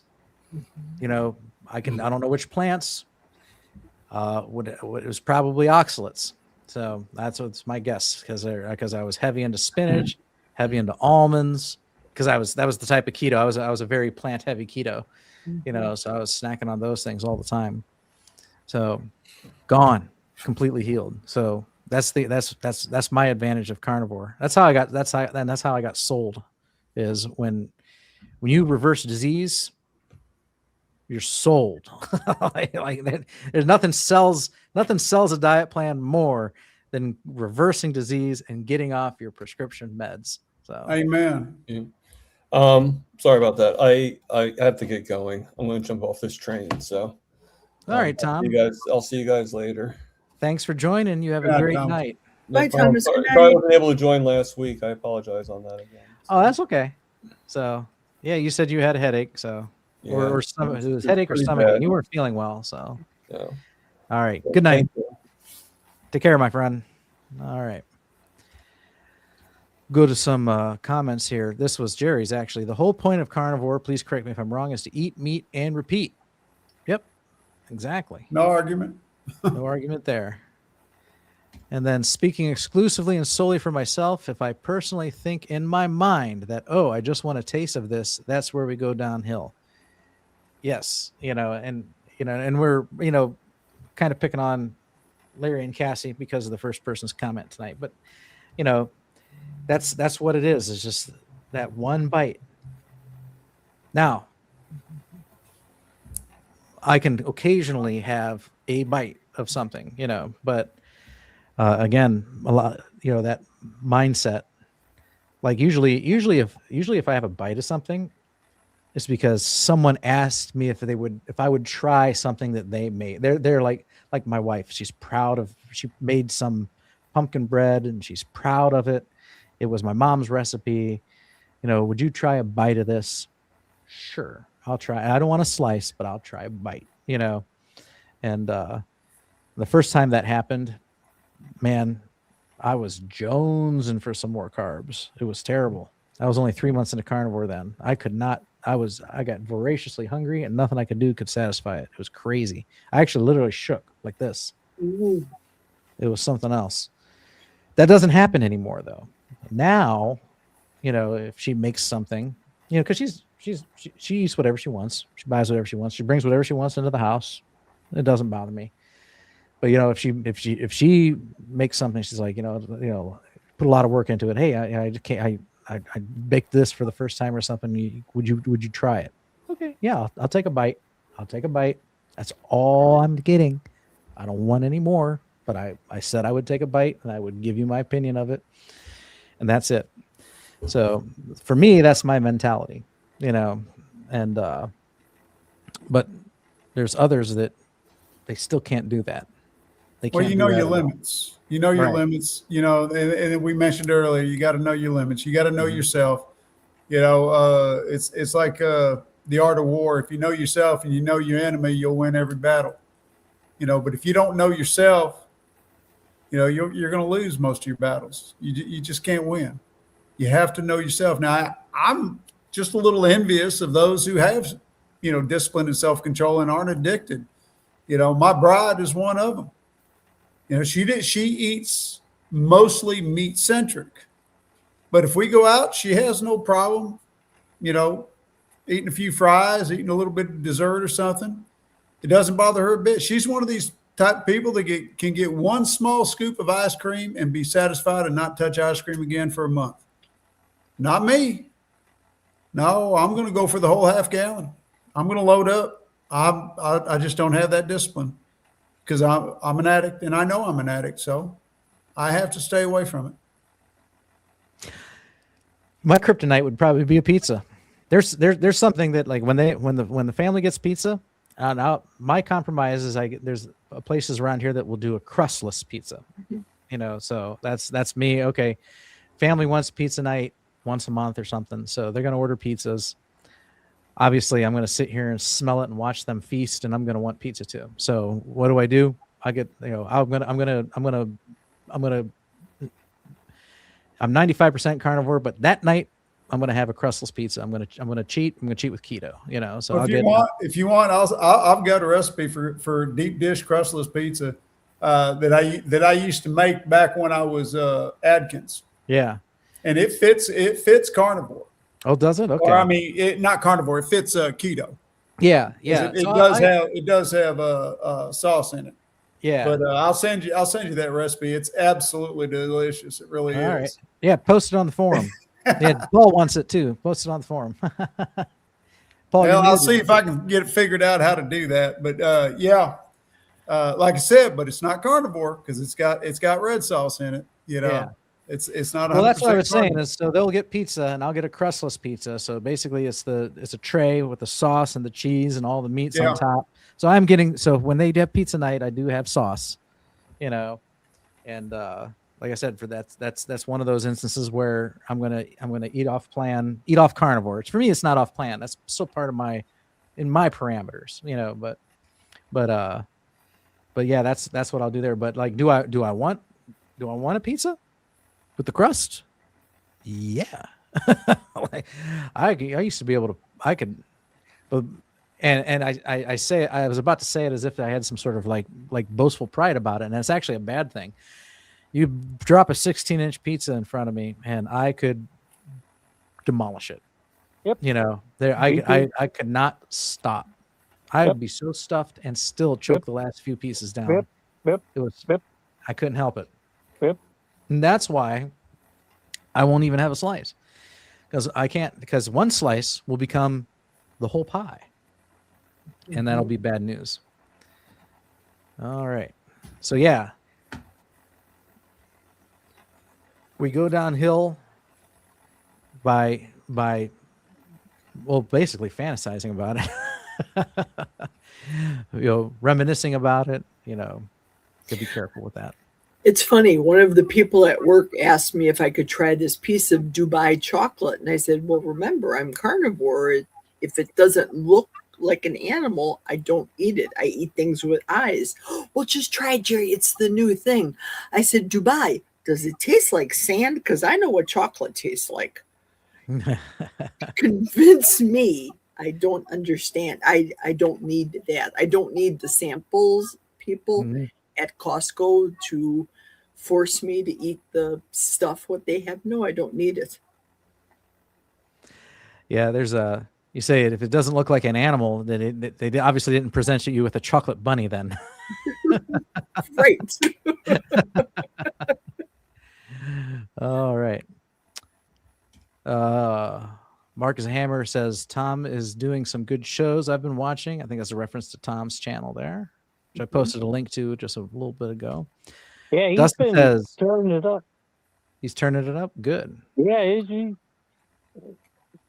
know, it's got a little bit different style, and I've been watching Bacon Runner lately. Donna Ray. Mm-hmm.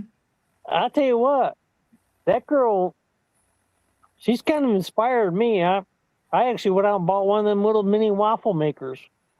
Mm-hmm. And I made her cream cheese one. It comes out fluffier. It's pretty damn good. And I don't know if I'll ever make a hamburger out of it or anything, but I plastered the butter on it and ate it like a piece of bread. It was pretty good. Mm-hmm. A good butter carrier. Yeah, I like making chaffles or poffles. I'm just usually too lazy. I like to eat them, but I don't like to clean the waffle maker up afterwards. That's my problem. I made about 3 dozen chaffles today. Stayed in all day long doing that. Do you just freeze them? Yeah. Yeah. All right. Very good. I called we got the grandkids over and they just absolutely love them things. They don't know that they're eating somewhat healthy. So do mine. Yep. I call my chaffles 11-11 because when I make a big batch like Jeff was doing, I'll use 11 ounces of eggs and 11 ounces of full fat shredded mozzarella cheese and throw that in the blender. It is just like, in my opinion, well, it looks like an Eggo, but it doesn't, or Eggo, is that what they're called? Yeah. Yeah, Lego my ego. Lego my Eggo, but lots of butter, and I put the sugar-free syrup on. The husband doesn't have a clue that I just gave him this. Is oblivious to it. He has no idea he's eating eggs. Right. Eggs and cheese. He thinks he's eating grains. Yeah. Very nice.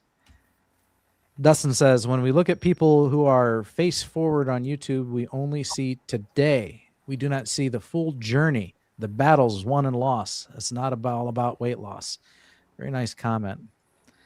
That's true. And I've been over in Larry's chats,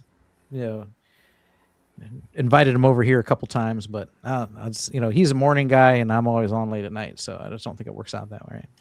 Sandy says Bob Enjoys has anniversary dinner out. So yeah, that's one example where that's an example where I actually eat off of the Bob plan altogether. So that's the one day a week that I'll actually maybe taste, or I'm going to eat, because we go to someplace crazy expensive because it's an anniversary. You're supposed to. You go to a place where you're dropping ridiculous amounts of money on food that you would never do in any other day of the year. And so, when your meal, if you drop $100 on a meal, I'm going to lick that plate clean. I will have the meat. I will have whatever side veggies they had. And then usually you make your reservation online and they ask, why are you coming here? And you can select anniversary. And so most of these places at the end, they'll come out with a free dessert and, they write happy anniversary and chocolate all over the plate or something silly like that, And so I'll usually have a bite of it. And usually I can tolerate like the ice cream, like a bite of the ice cream, but like the last time it was like an ice cream over a brownie, and the fudge brownie was like, bleh. Like I'm not a chocolate person anyway. That thing was rich. It was nasty. So on my anniversary, I go to dinner knowing full well that for that night, for that meal, I'm not a carnivore. But the next day I'm right back on track. So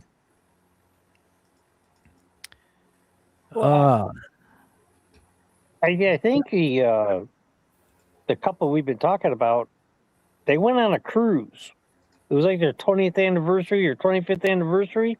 Mm-hmm. And they went off carnivore to go on the cruise. And when they came back, they didn't go back to carnivore.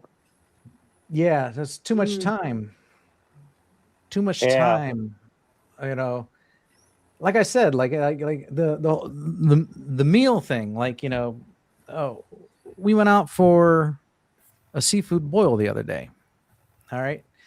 So you got shrimp, you got mussels, you got snow crab legs, got some raw oysters, and they bring this, when they bring the seafood boil out, it's usually got some nasty, soggy, what was formerly frozen corn, and then they'll have like a couple potatoes in there, So I ate my meal. I don't touch the corn. It's just gross. And corn, you were talking about, Jerry, you mentioned if you had a colostomy bag, you would know about corn.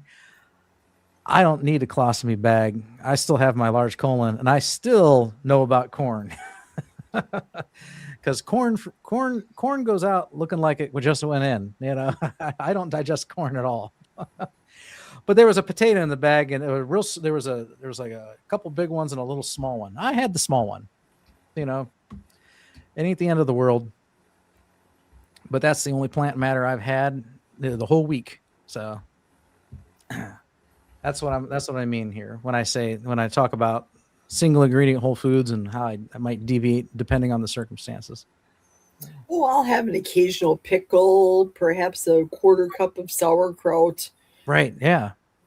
those things. But to go out and have, like Elaine did of Seinfeld, the big A salad, no, those days are long behind me. Yeah. Yeah.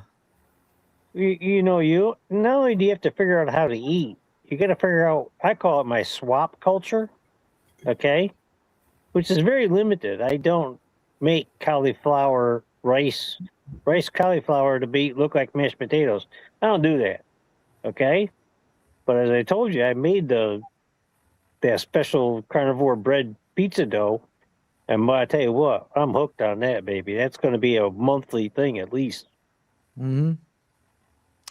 Yeah, we may if we do a roast in the crock pot all day, the wife will usually want some usually both a little thing of mac and cheese and a little thing of mashed potatoes to go with it. And I went and I got some sauerkraut, because the beef by itself just kind of gets redundant, but the sauerkraut helps me eat a whole meal. So I had a little bit of sauerkraut with that. So little something here and there. 95%. That's why I say I'm 95% carnivore. I'm mostly carnivore. So a couple times. So it turns out to be just a few times a month that I might deviate. All right. It's funny though that Paul just mentioned the cauliflower crust, because I recently made a ground chicken crust, and to me it tasted like a real crust. I added eggs to it and I added cheese, if you will. Oh, But it was thick and it tasted bready to Mhm. me. Yes. yeah. I liked it. Yeah, I've done the chicken crust before. And back when I was on Atkins, I used to make the cauliflower crust or zucchini crust all the time. And it was I liked it. I learned to like it right away.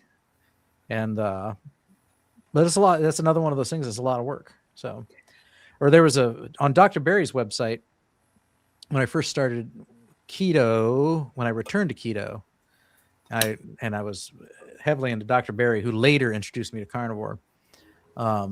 He had a recipe on his website for Fathead's pizza crust, and it was eggs, cheese, and almond flour. So if you're keto, you use almond flour as a substitute a lot for things. And that crust actually was, I could not tell the difference between that crust and an actual pizza crust. Like it was the best mockery of a pizza crust that there was. So, but now that I'm carnivore, I don't want the almonds and the oxalates anymore, because I also theorized that was part of my ulcerative colitis issue. So I have to stay away from that now. My friend Sharon's in the chat, and she just wrote right now that Fathead pizza dough works well as well with a mock pizza. I don't usually typically put a red sauce on, and if I do, the rare times, maybe it's a half of an eighth of a cup, very thin, on a cheese crust for the pizza. Very, very thin. Okay, so I don't know what happened to my recipe. I can't find it.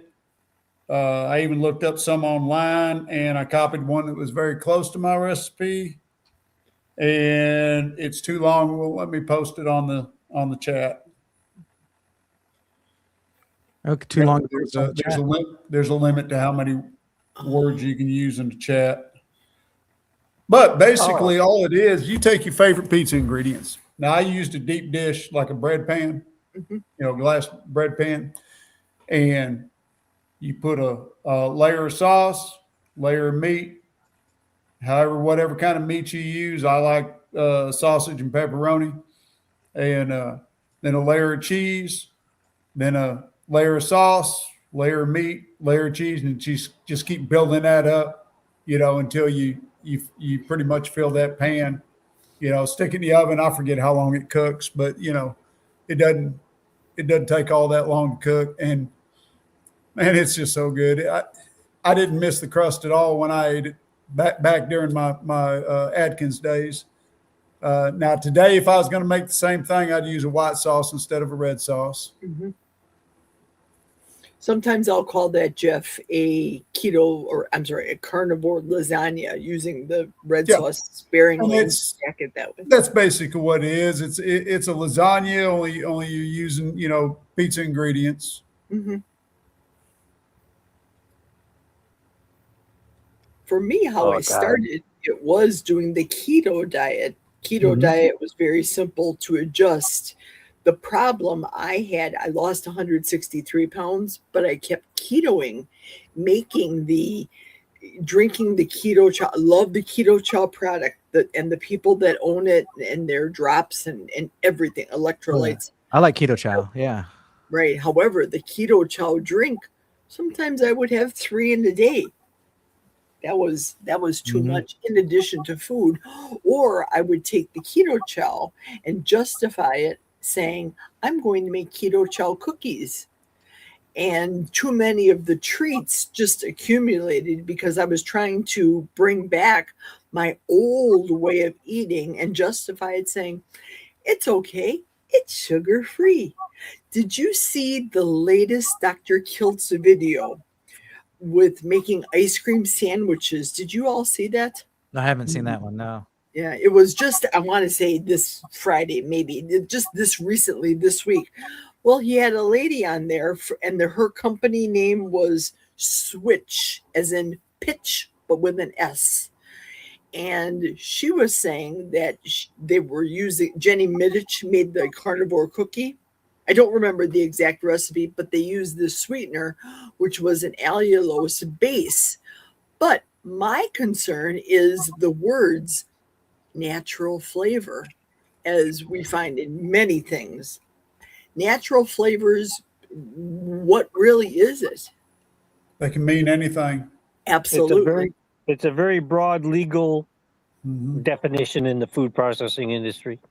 It's a very broad general description. It's a way they can sneak things in there. And they paid, they had their lobbyists. Somebody lined their pockets, as with everything else. And it's that's one thing about making your own stuff. At least it doesn't say keto on the label because it came out of your oven or came off your pot. And, like you were just describing,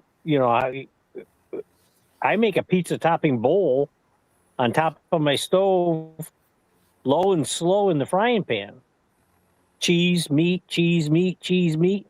When it gets all done, I put a cover on it, shut the burner off, take it off the burner, and let it sit for a good 5, 6, 7 minutes, and it kind of congeals, kind of gets a little body to it, and slide it on the plate, get a knife and a fork, and go to town.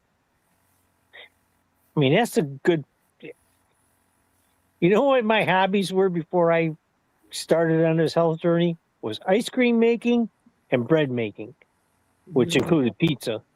And I mastered both of those. And it was the worst thing I could have ever done for myself, but that's what I did.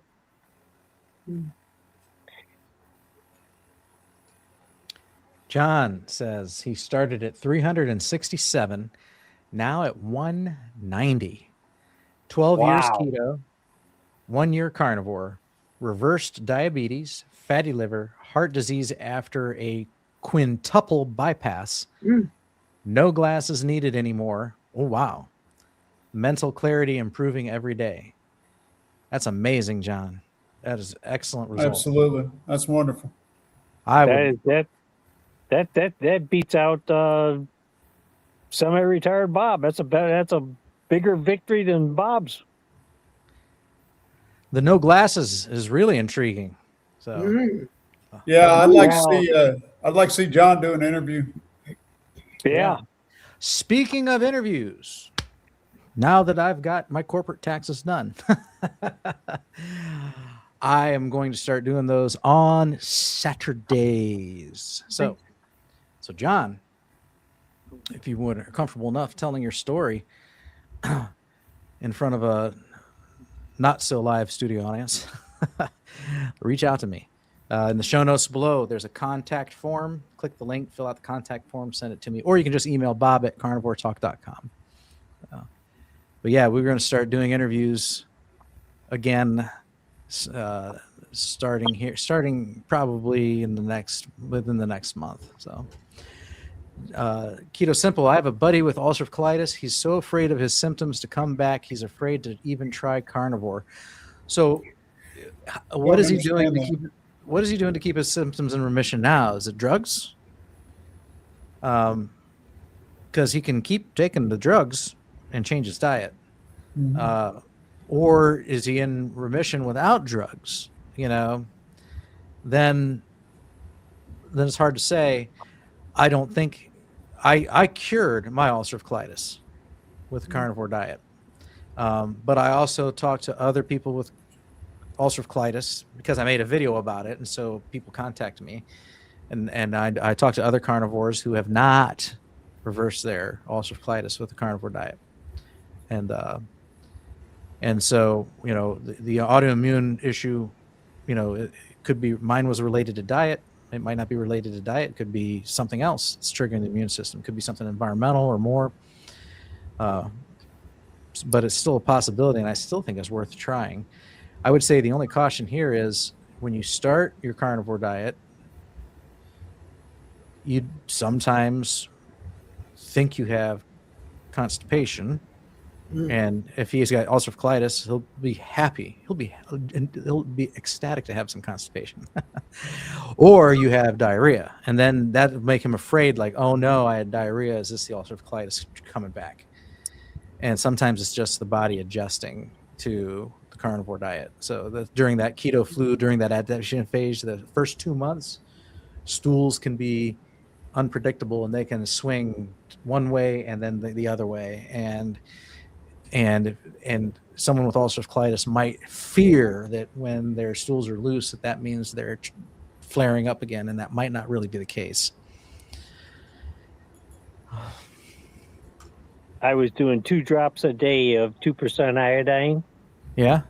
And I quit it. And now I have no diarrhea whatsoever anymore. Okay. It's the only change I made. That's interesting. I don't know enough about iodine to really speak on it. It's just something that I'm sensitive to, and it just, if it's in food, it probably doesn't bother me, but it was just, I didn't get carried away. I was doing like 3 or 4 drops. I wasn't real precise, I said, well, I'll cut it back to 2, and then I just said, you know what? I had this issue once before, so I just quit it, and I don't know. Iodine may be overrated or underrated. If you had to pick something to do, you probably ought to do vitamin D, K3 for D3, K2 first, and almost everybody needs that. Just, like Tom was talking, man, he was like what 13%, 13% or 13 for his vitamin D. Man, that's low. Yeah. Oh, mine was in. I think mine lowest was 12 at one point. So I supplement crazy amounts of vitamin D because I spill it because of my kidney issue. Yeah. So I can take a lot, and the amount that I take would be very bad for most of you guys. But I can take a lot, and my numbers always hover around 50 to 55. So that might be one of the reasons why I feel so good. And a lot of people with my kidney condition feel terrible. A lot of it probably has to do with their very low vitamin D levels. Then I got mine supplemented. Jerry mentions Rebecca Heichman, how emaciated she was, and her doctor told her, you will not have children. She just delivered baby number 2 and looks healthy, eating carnivore. Very good. I'm not aware of Rebecca myself. Oh, she's wonderful. Yes, she looked like a little Maria Emmerich. Uh-huh. She was so skinny and so many medications that she was on when she was young, and she got on got off of the all the medications, psychiatric medications, slowly but surely, of course. And you won't have babies. She didn't have a period, none of the things. And now she has this thriving carnivore business. She wants to do it out of her home. Very Yeah, nice. she was so skinny. All right. About time you showed up, Pete. Hey, Peter. Well, That's what- better late than never. You see That's what my the shirt? comment Look at was. this. Eat, meat, repeat. Yep. Repeat. Just said That's that. my my carnivore food pyramid. Very nice. You can see it. Yep. Show it again. Full screen. Oh, hold on. There we go. That'll work. Yep. Mhm. Good stuff. How you doing, Pete? Pretty good. I went up and went to the meetup, Mitch's meetup. Mitch, old guy carnivore, up in Melbourne, and I picked up Rick the Duck Man and met Rick in person. We drove all the way up there, about 2 hours. Nice. And got to talk to Rick. Rick is an amazing guy. He really is. Nice guy. And to think that guy's been a carnivore for 42 years. It just blows my mind. Just, I mean, like I'm 3 years, a little over 3 years. I'm like nothing compared to this guy. Like a drop in the bucket. And the guy looks super healthy. He's thin, but he's strong. He has zero gray hair and he's 58 or 57. I mean, it's amazing. He hasn't been to the doctor since 1996. Think about that for a second. How many years ago is that? Like 30, 40 years? It'd be 30. Yeah. Yeah. It's exactly 30 years ago. Yeah. Yeah. Imagine how we could all be if we'd started as young as he did. And I mean, it's amazing. I mean, it's just amazing. Yeah. So, the more strict, you guys know I'm not 100%. I'll have some pickles or sauerkraut, Pretzels. some yogurt. Pretzels. No, just Pretzels. those 3 mini pretzels. But that made me sick for 3 days. I mean, there's seed oils and there's highly refined powderized grains in there. Yeah. Yeah. And it's just God knows what chemicals they also hop into those things, at the factory. Who knows what they put in there? No one knows. It's How do you think they get them to turn brown? How do you think they get them to turn brown? Chemicals. Well, but here's the funniest part. So we're on the way back, and one of the guys at Mitch's meetup gave Rick this giant computer. I stuck this huge box in my trunk, so he could not. I picked him up at the Boca train station, and then drove him up because he lives way down in Miami. So, it's another good hour and a half from my house down to Miami, and another 2 hours up to Mitch's. But because of that, I decided I'll drive Rick all the way home. So I drove like almost 5 hours, drove Rick all the way to his house because I had this big computer, in my trunk that the guy donated to him. So we stopped at a rest stop, and I went in the bathroom, and then Rick goes in the bathroom, and I'm just going through the aisles in the little convenience store. And what do I find? Oh, he was telling me how he used to have plantain chips when they were back in the day when they were made with tallow. And I'm going back to, I guess, the 70s or early 80s before they switched to making, they're called Marquitas or something. It's like a Hispanic brand down here in the South Florida area. Well, now, of course, they use vegetable oil. It's vegetable oil, right? And he said, oh, I tried them and they made me sick, when they changed to the vegetable oil. He said they didn't bother me at all when they were made with tallow. So he goes in the bathroom, and I see the exact plantain chips. He said they're in a yellow bag. And I grabbed a bag for Rick, and I found a bag of Snyder's pretzels, mini pretzels. And I said, hey, Rick, I got us some snacks for the rest of the ride. I said, I got you plantain chips, and I got myself a bag of pretzels. And it was just kidding, Uh-huh. We didn't buy them. He laughed. He thought that was funny. I said, yeah, here you go, Rick. Here's some nice plantain chips fried in vegetable oil for you. It was funny. Very nice. All right. Well, that sounds good. Glad you had a good time and got to hang out with Rick. So Yeah. I will meet the Rick someday. I'm going to go to KetoCon in November. So, Oh, really? Or Hack Your Health. I mean to say that's what they call it. Yeah. Oh, okay. Yeah. So hopefully, I know he went last year. So if he goes again, I'll get to see him then. Or Hey, I'll be Paul down and in that Jerry, area. how you doing over there? Doing good. Good, excellent. Not Do And it. Jeezy, what's going on, man? Next Hanging Sunday, out. next Sunday evening, at 7:00, I'll be on with Rock and Amy, Really? and you'll get to see some real Irish dancing if you tune in. Oh, wow. And Are you going to bust some I moves? had a friend of mine from Pennsylvania, and he's from Ireland. He was born in Dundalk, which is where Harp Lager's made. And My his daughters son-in-law. did that. His daughters did the Irish dancing. You know, they start dancing and they're clocking their feet on the ground really loud and stuff. High kicking. Yeah. Yeah, my son's going to World Championships next week. 2 weeks. Wow. It's pretty 2 weeks cool. from It's actually yesterday. really cool dancing. Yeah, he's going to be in the world competition, and Wow. he's good, and we're all kind of biting our nails and crunching our knuckles and. Oh yeah, I'm in a big competition. I'm doing some carnivore pole dancing. Oh, Peter, I just got a visual. Well, I don't know. Do you guys know Sherry Morgan? She's been in the chat a little bit. She's out in California. She's like does pole dancing. It's like for fitness and stuff, but she's really good. She turns upside down and everything. It's crazy.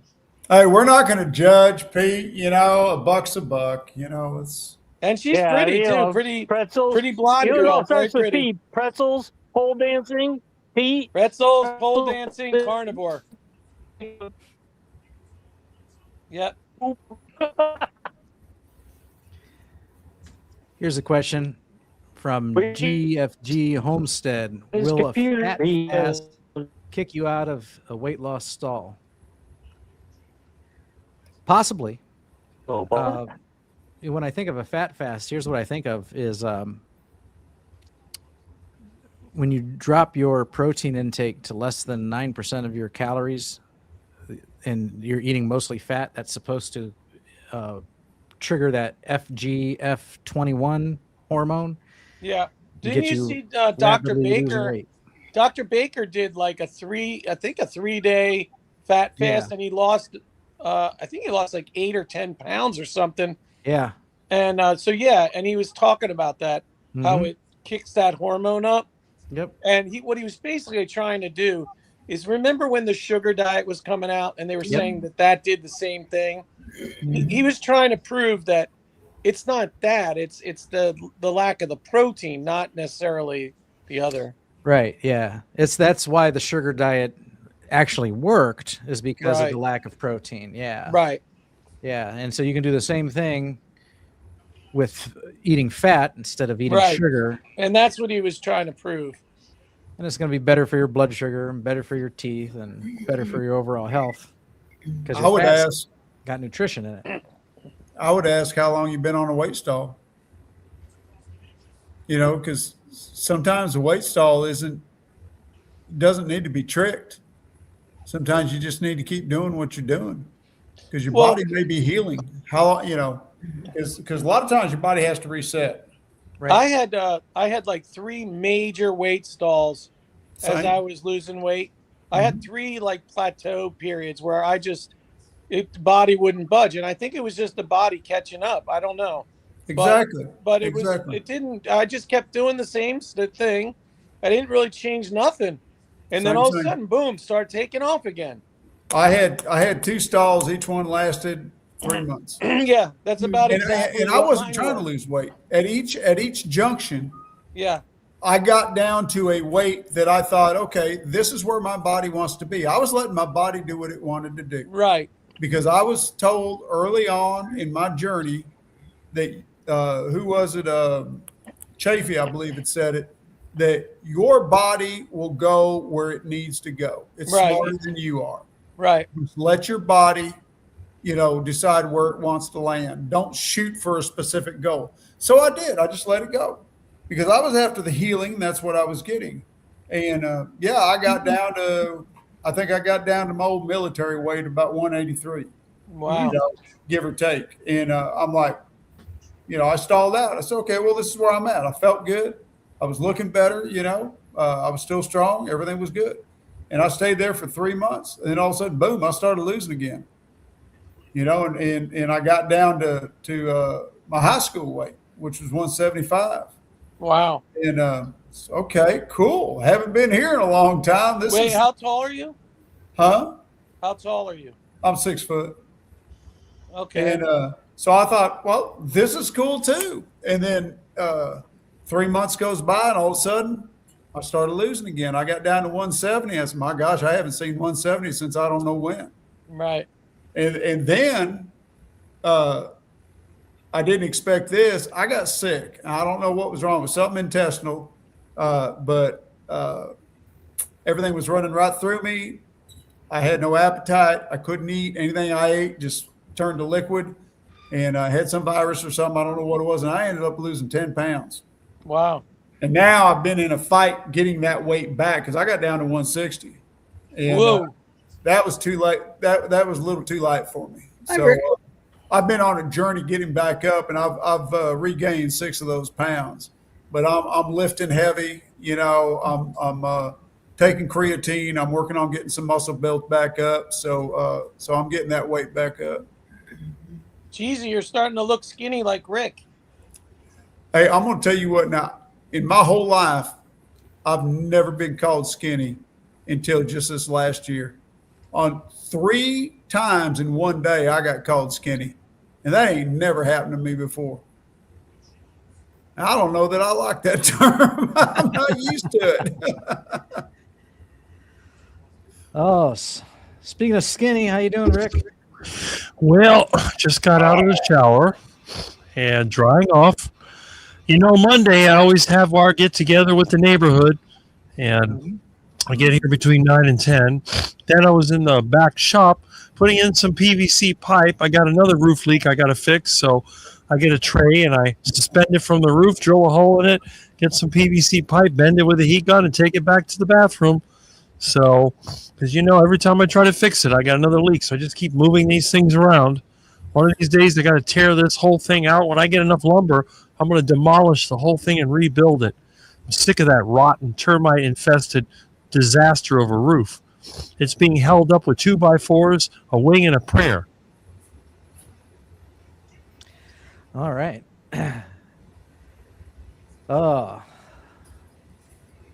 How's the weather down there in Florida? We're all having cold spells where we're at. It's hot. It's humid. I was working outside today, sweating it out, thinking, okay, where did the winter go? We had some cool weather for a few weeks. Now it's miserable again. But there's supposed to be a cold front this week, so it might go down into the 70s, which would be a big improvement. It's so interesting to hear your perspective from living in Florida, that you want it cooler, whereas all of us up here in the north want it hotter. Mm-hmm. Like I'm down for 90 degrees. Bring it. I have a pool in the backyard. I need to get that water warm. Well, the thing is, where you're at, you get your best days when the days are longest, and we get our best days when the days are shortest. Mm-hmm. Yeah. So you're fixing to get the cool front we've got right now, Rick. We're going through one in Texas. We'll be down around 31 tonight. But by this coming Thursday, I think we're going to be up in the 90s. Oh, so maybe we won't get anything here. Maybe it'll stay hot. You'll probably get a little something. I think it's moving your way. Generally, we get whatever. We get it first, and then you follow the jet stream. The jet stream. Thank you. It always works its way towards you. Yeah, we need a little relief. Tomorrow I got to do another job, but it'll be here at the house. I got a customer bringing me a hydraulic pump out of a Bobcat, see what's wrong with it. So we'll crack that open and see if it's fixable or if it's junk. Very nice. But we had a good time last Friday, as Peter said. I want to know what Peter's hat bought Rick says. a bag of delicious plantain chips. Peter, what does your hat say? It's a look. It's a lion.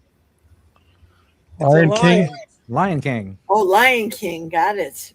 It's a carnivore lion. I'm a lion. I'm a vulture. A vulture. Yeah. All right. I got 12 comments. I don't even know if I'll read them all that I starred.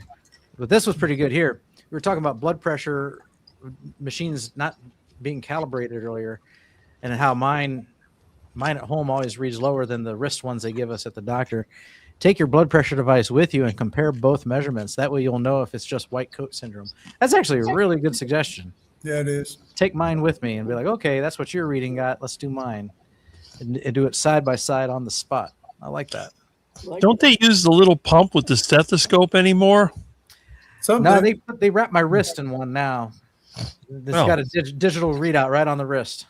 Yeah, the wrist ones. Yeah, like I said earlier, the wrist ones are the most inaccurate. But so I had a appointment with my doctor to go over something just the other day, and they used the standard sphygmomanometer, with the mercury and everything, up on the wall. So, yeah, some of them still use that.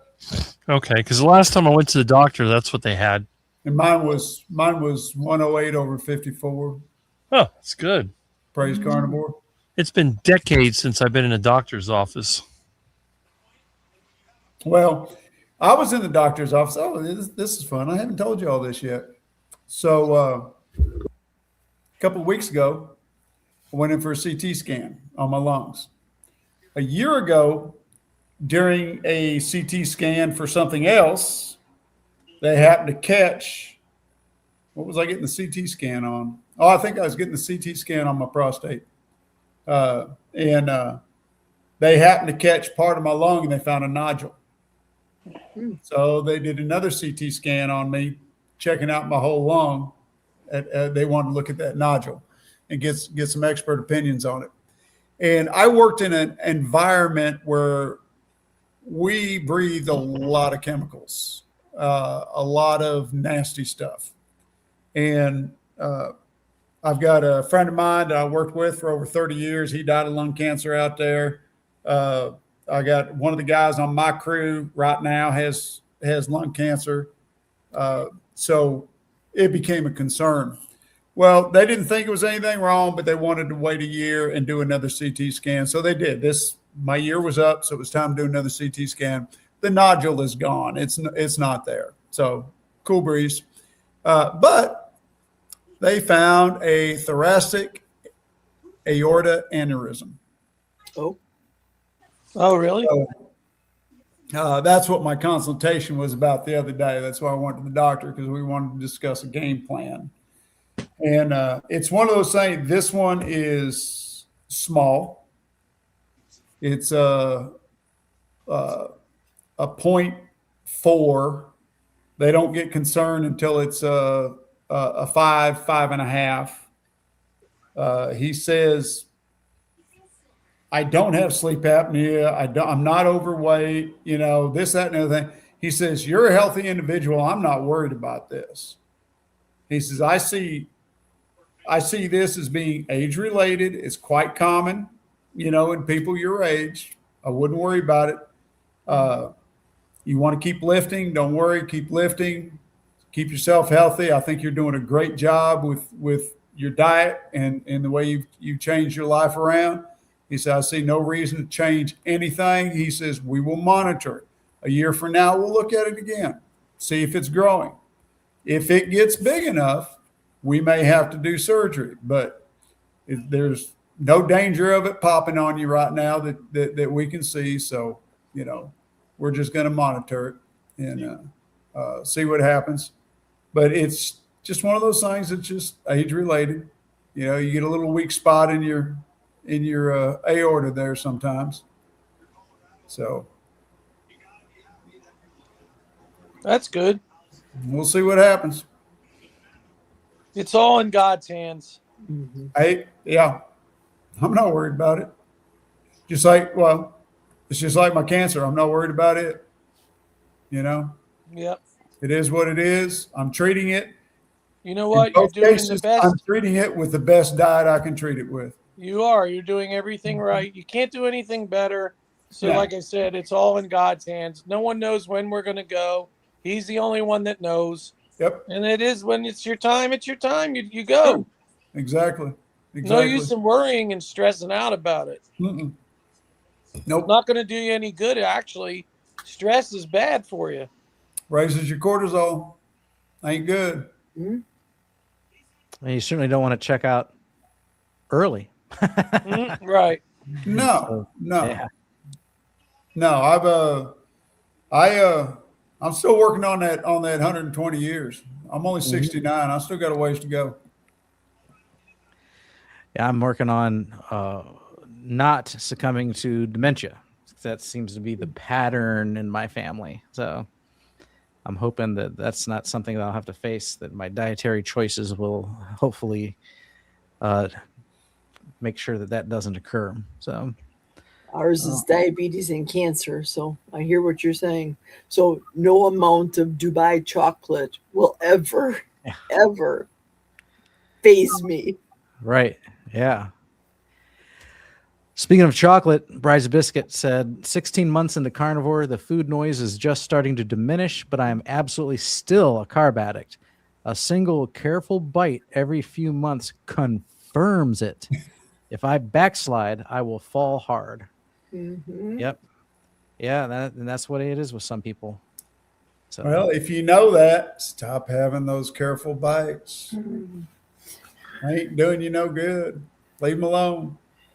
You know, it's when you guys talked about Cassie and Larry, and with all due respect, not meaning to talk behind their back, but the health aspect, what they spoke of, how well they felt, general overall. I don't know how they got back to that situation, because for me, I've done that. I lost 163, I gained it, and that's why I'm so militant about not doing it again, because I feel so good. Nothing tastes as good as how I feel. Yes, sir. So yeah, nothing tastes better than carnivore, though. yeah, and again, it comes down to the addiction, and processed food does taste good by design. They hire engineers to make it taste good. That's tastes like crap. And if you listen to him talk, he'll do that half smile, laugh. He knows he's guilty and he's got no real excuse. He knows that addiction. It's not just physical. It's worse mentally than it is physically. Right. The physical is easier to get over than the mental, because you have that memory. You have that remember of what it was like. You may not feel it inside, but you have it in your head. And I've gone through that. When I look at a food and it means nothing to me, something that doesn't look like food to me. But there's days I can look at that same food, and in my brain, I'm going, man, I remember when I used to load that down with butter and salt. I remember how good that tasted. That's that addictive memory coming back. That's the one that's tough to fight. It's interesting, though. You wouldn't know anything about that, Rick. You ain't never been there. No, I don't understand it. I always see it as a cheap crap. The good stuff is the meat, and the other stuff is the duck food. And 100% agree with you. But those of us that grew up eating that duck food, it's a real thing for us. We got to remember the duck food is a drug too. So what tastes better, a steak or a jelly donut? A steak. But there was a time in my life when I couldn't stop eating the jelly donuts. It's not because they were tasty; it's because they were sweet and they were addictive. But earlier there was this talk about pizza. I heard you talking about pizza. Right. And I'm thinking to myself, pizza's disgusting. I hate it. I had to come up with my own version of pizza to make it good. Yeah. Well, see, I'm like Bob. Pizza used to be my favorite food, and I worked in a pizza parlor. I was the head cook at a pizza parlor. You know, No wonder. I could eat it literally every single day. I love it, and I won't eat it anymore. I won't touch it. But a question came up on a Carnivore Talk forum, or I think it was a Keto Talk forum, and it said, if you were on death row, or you knew you were going to die today, would you cheat on your diet? And I went, of course I would. Why wouldn't I? I'm not going to live any longer. And I would go have me a pizza and a half gallon of Bluebell ice cream because I would still love it. I'm going to die in a few hours, so what difference does it make? Yuck. I'd rather have a big old steak. Well, and I get that. I get that. You haven't been where we've been. You know, that's but true. I do appreciate your sentiment on it. Well, I just wish that I would have done like you 40 years ago, you know, and given up all this duck food. The problem is the duck food is social. This is a problem I have when I get together with my friends. Even tonight, I ate before I left because this is one of those nights when it's mostly duck food. Sure, I had a steak, but it's the other stuff, the bread, the pasta, the veggies, the fruits. Like, oh my goodness. And that's exactly how you do it. If you know you're walking into that situation, eat before you go. Yeah, because there's nothing edible. I mean, they did have steak. I had a steak, but it's not, it's not like when we have my week, it's all carnivore centered. And it's nothing but carnivore fruits and whole vegetables. That's it. There's no pizza. There's no bread.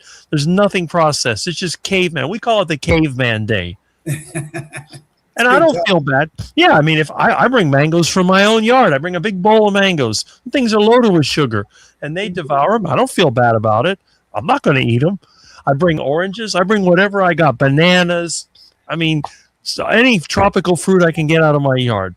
But we have steak, and we have burgers, and we have, fish or whatever else is there. But for some reason, when they have that pizza, like they had tonight, it was like, everybody wanted the pizza. They brought boxes of pizza. They were all taking it. I'm just looking at it. I'm like thinking, ugh. It's like eating out of the dumpster. I wouldn't want to eat that. But they love it, especially the kids. Yeah. They love pizza.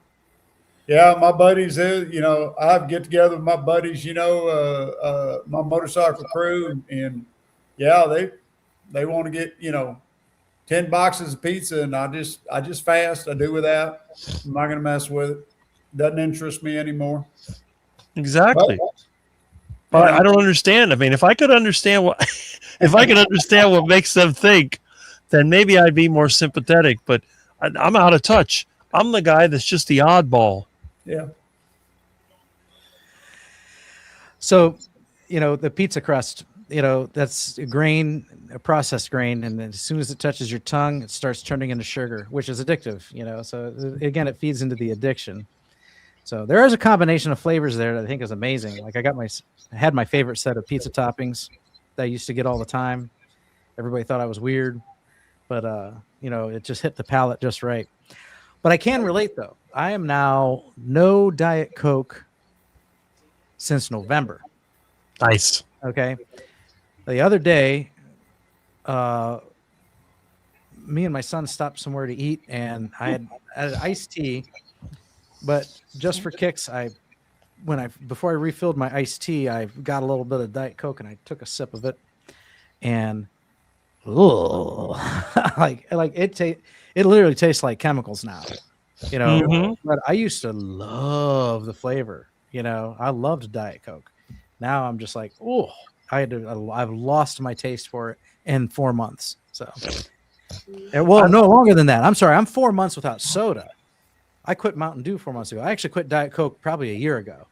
I'll take that back. So I'm 4 months without soda. I haven't tried a Mountain Dew since I quit. But I have a feeling a Diet Mountain Dew. I have a feeling it's still going to taste the same like chemicals, So. We've had get-togethers where we have water and seltzer water. Somebody mixed it up one time. I'll have the seltzer water from time to time. They mixed it up. They had some kind of soda. So I grabbed what I thought was seltzer water. I started drinking it. And you know how you have those movies where somebody gets upset and they do a spit take? Well, that's exactly what happened. The problem is I ended up spitting on a friend of mine, and it ruined the whole event. He's like, what is this? I don't know. It tasted nasty. And I thought it was water, and they were trying to dry him. Oh, it was terrible. It was so embarrassing. And it turned out that Sprite? it was, yes, that's what it was. It was horrible. It was like paint thinner mixed with gasoline and seltzer water. It was disgusting. Unbelievable. When I was a kid, I came home. It was probably second grade. My dad was out working in the garden. I came walking home from school. He was like, "Hey, son, can you go grab me a beer?" I'm like, "Okay." So I go in there and I get an empty bottle and I fill it with water. I take it out to him, and he was ready to quench his thirst. You know, he tips that thing back and glug glug glug, and he's like, That's what I'm picturing you doing when you're getting a mouthful of Sprite thinking it was water. Oh, but it was horrible. And you know, here in Miami, we got a lot of Cubans. They love Sprite. I don't know what it is, but the Cubans, they love Sprite. Always. You go, like when you go to the buffet, most of the buffets, they give you a free soda of your choice. I always drink water, but they always want Sprite. Like, why? It's like lemon. It's like you took some lacquer thinner and gasoline, put a little lemon in it, threw some seltzer water. That's what it tastes like to me. It's terrible. Lemon lime. I mean, it's just as close to a margarita, maybe. I don't know.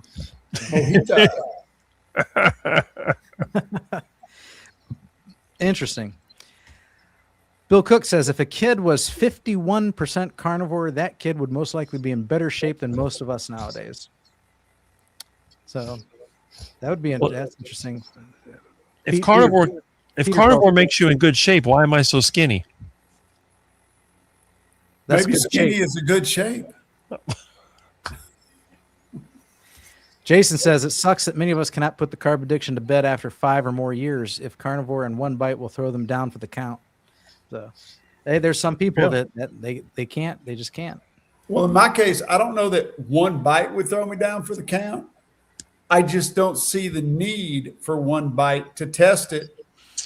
And that one bite is going to put nothing nutritious in my body. It has no business going into my body anymore. So I'm just not going to mess with it. Would I think one bite throw me over the edge? No, I don't. I could probably handle it now. I'm 3 years carnivore, but what's the point? Why? I don't even want to test the theory. My name ain't Nick Norris. I don't like testing theories. I'm not going to eat a package of Oreos. Yeah. You know, I'm glad there's people like him that can do it. I'm not going to be one of them. There's the kitty.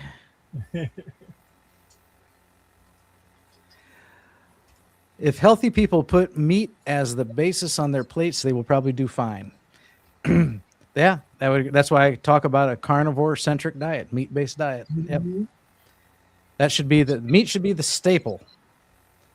Anything else that surrounds that meat, you know, is optional, and then sometimes not optimal, you know, depending on your situation. So. The foundation of our diet. Isn't it funny, gentlemen, when people will say, well, just a little bit won't hurt you. Jerry, just take a bite of this cake. It's not going to hurt you. Well, for me, it might hurt me. I might be in the bathroom or in the middle of the night with leg cramps because of the sugar. Yeah. That would hurt me. Well, early on in my carnivore journey, I was, I started in May, so it was June. I think it might have been right around a month. I started May 9th, and this was June 12th. So for my birthday, which is June 12th, my daughter, who has a business making cheesecakes, she makes the best in the world. I'll fight anybody on that. And it's traditional. Anybody has a birthday, she makes a cheesecake for them. And so my wife knew darn well I was locked in on this way of eating, and I have only been doing it for a month. And she says, well, you are going to have a piece of cheesecake, aren't you? And I said, no. She said, you're going to break your little girl's heart. And I said, no, I'm not. She'll understand. But I cannot, this early on, I cannot deviate from what I'm doing. because this was about my, it was only a couple of months before that. I was laying on a gurney while a team of doctors and nurses were working on me, trying to get my heart back in rhythm. And I turned to her with tears streaming down my face, and I said, "I'm through. I can't take this anymore." And so here I am, and she's saying, "Well, one bite, one little slice isn't going to hurt you." Yeah, it will. It will at this stage. It'll definitely hurt me. And of course, everybody came over. We had the party, and I pulled my daughter off to the side. I says, "I hope you understand that I can't have any of this cheesecake." And she says, "I know that." She says, "You're not going to hurt my feelings." I said, "All right. I just want to make sure because your mother thought I would, and I just want to let you know I'm not going to do it." And what she has done now is she has developed a carnivore cheesecake. And I've been her experimenter because her test dummy, because she sells cheesecakes. She has a business making and selling custom made cheesecakes, and she's developing a carnivore cheesecake that she can sell to the public. And so I'm her test dummy, and she's doing a great job with it. What does she use for a sweetener, or no sweetener, just vanilla?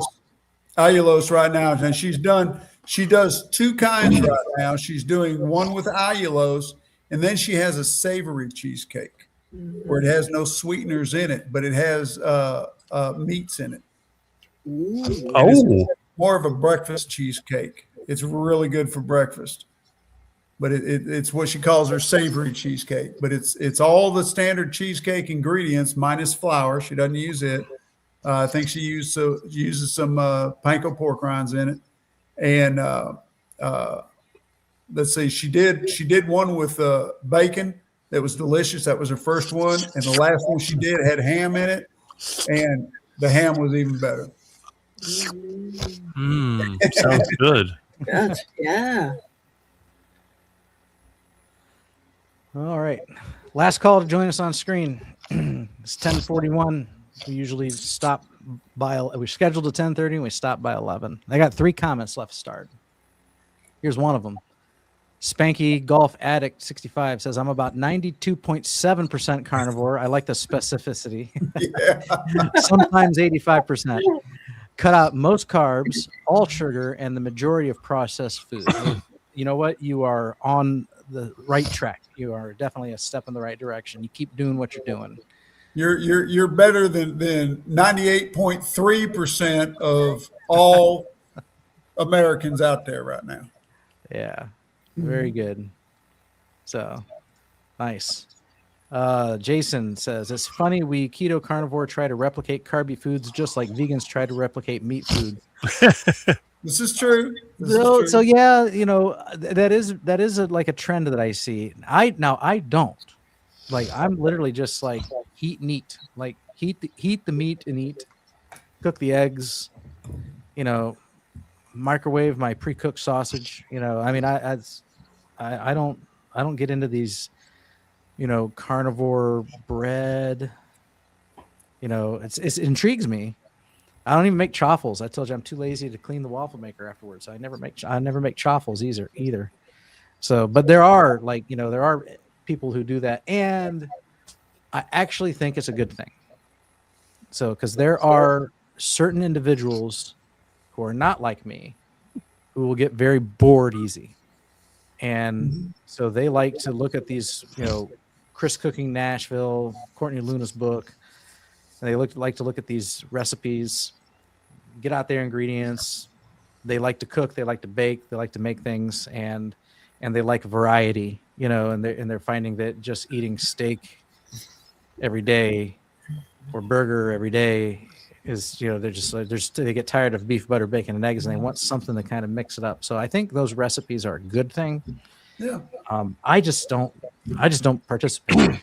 So if they're clean and they help them stay on track, so better. Yep. All the better. Take advantage of it. I did a lot of that in the beginning, especially with the breads, and never really found one that I cared that much for other than chaffles. And so for me, trying to follow some of those recipes, they were just too complicated. Too much ingredients, too much of this, too much of that. And I just got bored with it. So, I mean, that's where my boredom was. I got tired of making all that stuff. That was the beauty I discovered in carnivore, was the simplicity of it. You know, light the fire, burn the beast, and be happy. It's real simple. Burn the beast. I like it. And the last comment I have starred. Jason says, that's why I stopped being mad at the vegans. Only when they try to guilt trip me about animal cruelty, then we have a problem. And so, yeah, so like, you know, I don't get mad at vegans. I have vegan friends. If you want to watch this channel as a vegan, if you want to hop on this screen as a vegan, like, as long as you're cool, you know, if you watch this channel a lot, we like to, you know, give a little ribbon to the vegans once in a while. But if you pay it close attention, I actually afford vegans a lot of respect. So you know, the vegans are mindful of what they eat, you know, and then they're taking a step in the right direction too. Most vegans end up carnivore eventually. And I just think it's a good thing that you're thinking about your food. So, you know, the vegans are our brothers and sisters, except for the militant ones. You know, they can go away. I'm a vegan. Just like the militant carnivores, though. The carnivore purists, they need to hush it. And the same thing with the militant vegans. They need to shut up. You know, I'm a vegan by proxy. Yep. The thing with, there's couples that do dieting together, let's say Larry and Cassie, just to give you a name. And I would say to my husband, why didn't you tell me that I was getting fatter? Well, I didn't want to hurt your feelings. I didn't want to make you feel bad. Well, the truth of the matter is, when I get fat, I make good food. He enjoys the good food. Now that I'm carnivore, everything's boring. She doesn't cook good anymore. That's all she makes is meat. Well, of course. Yeah. Of course. Oh, what's boring about meat? That's what I say too. Gee, what are we going to have today? Rib steak or bacon? Oh, I don't know. Maybe I'll have a meat cookie and go on the wild side today. Iguana. There you go. See, there's a variety. There's plenty of variety in the carnivore diet right there. Mm-hmm. That's when right. There's fellowship. Let's say some of our commenters on the chat right now, I would think that they would be polite and not say, you know, Jerry, I noticed that you're looking a little fat in the face since the last time you were on Bob's channel. No one will say that because it's a polite thing to do. So before I hopped on, Bob, you said, yeah, you can come on as long as you'll be nice. But is being nice to somebody not telling them that they're looking a little rounder, they're not looking as healthy as they did previously? Where's the fine line? Oh, when I usually I'm addressing like the vegans, you know, like don't pop up on my screen and then start, you know, get on your moral high horse and tell us all how horrible people we are because we eat animals. That's what I mean by be nice, you know. So, but if they want to get on here and they talk about why they eat whole foods, what made their decision to be vegan, I mean, I'll listen, you know. So, and we've had some come on here that we had decent discussions with. Yeah, they pop up in the chat from time to time, and I'll bring their comments up on the screen. And, you know, like I said, I like to treat them with dignity, you know. So, you know, I don't knock them. So now I'm not going to tell somebody that I don't know that, you know, even though I've seen them once or twice, I'm not going to tell them, hey, you're looking a little chunky these days. You know, I ain't going to do it. You know, I'm going to be polite because I don't know you well enough to say something like that. You know, even if I did, I wouldn't want to call you out, you know, in a public forum. I might talk to you in private. That would be a totally different thing. True. And if we're all in the community together, the reason I bring up husband and wife is how much more private can we be? And the person confines of our home. Yeah. Honey, why didn't you tell me? And I got on the scale. It was like, Jerry, you have a mirror you can't see. That was the light bulb moment for me.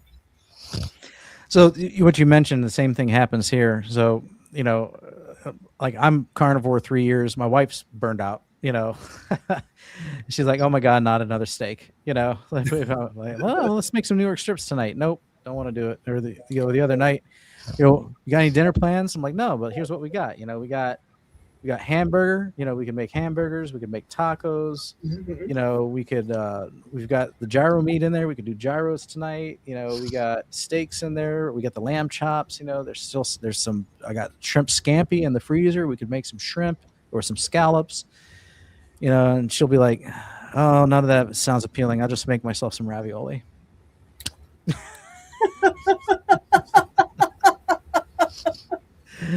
Because it's every day, it's every day. It's just meat, and meat. So Milton never complains about his meat. You say Milton? Yeah, Milton. He gets excited every time I throw meat at him. All right. Why should we be different? We shouldn't. Like we said earlier, like Jerry said earlier, eat meat and repeat. I'm always up for meat. I don't care. I could be full. Hey, would you like some more steak? Yeah. Then I can barely move.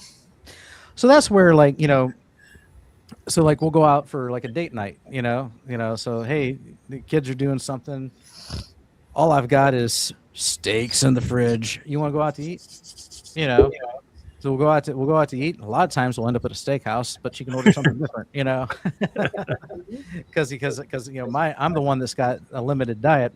But that's where, if we go out on a date night, that's where I might, I used to be super strict, but I'm not anymore, So like if we do this every 2 weeks or something, I'll have the steak and I'll have the side of, Brussels sprouts or the side of broccoli or something. I don't get anymore. That's when I say I'm 95% carnivore. That's what I'm talking about. Brussels sprouts smell like poop. So there's a Longhorn Steakhouse makes some good fried Brussels sprouts. So they brown them, get them all crispy. So. Yeah. I learned how to eat some vegetables by putting enough junk on them that I covered up the vegetable. You put enough cheese on anything, enough salt, enough seasonings. But Brussels sprouts is one I could never do. Ever. No matter what I did to them. So here's something interesting about Brussels sprouts is like, so for most of history, they were very bitter.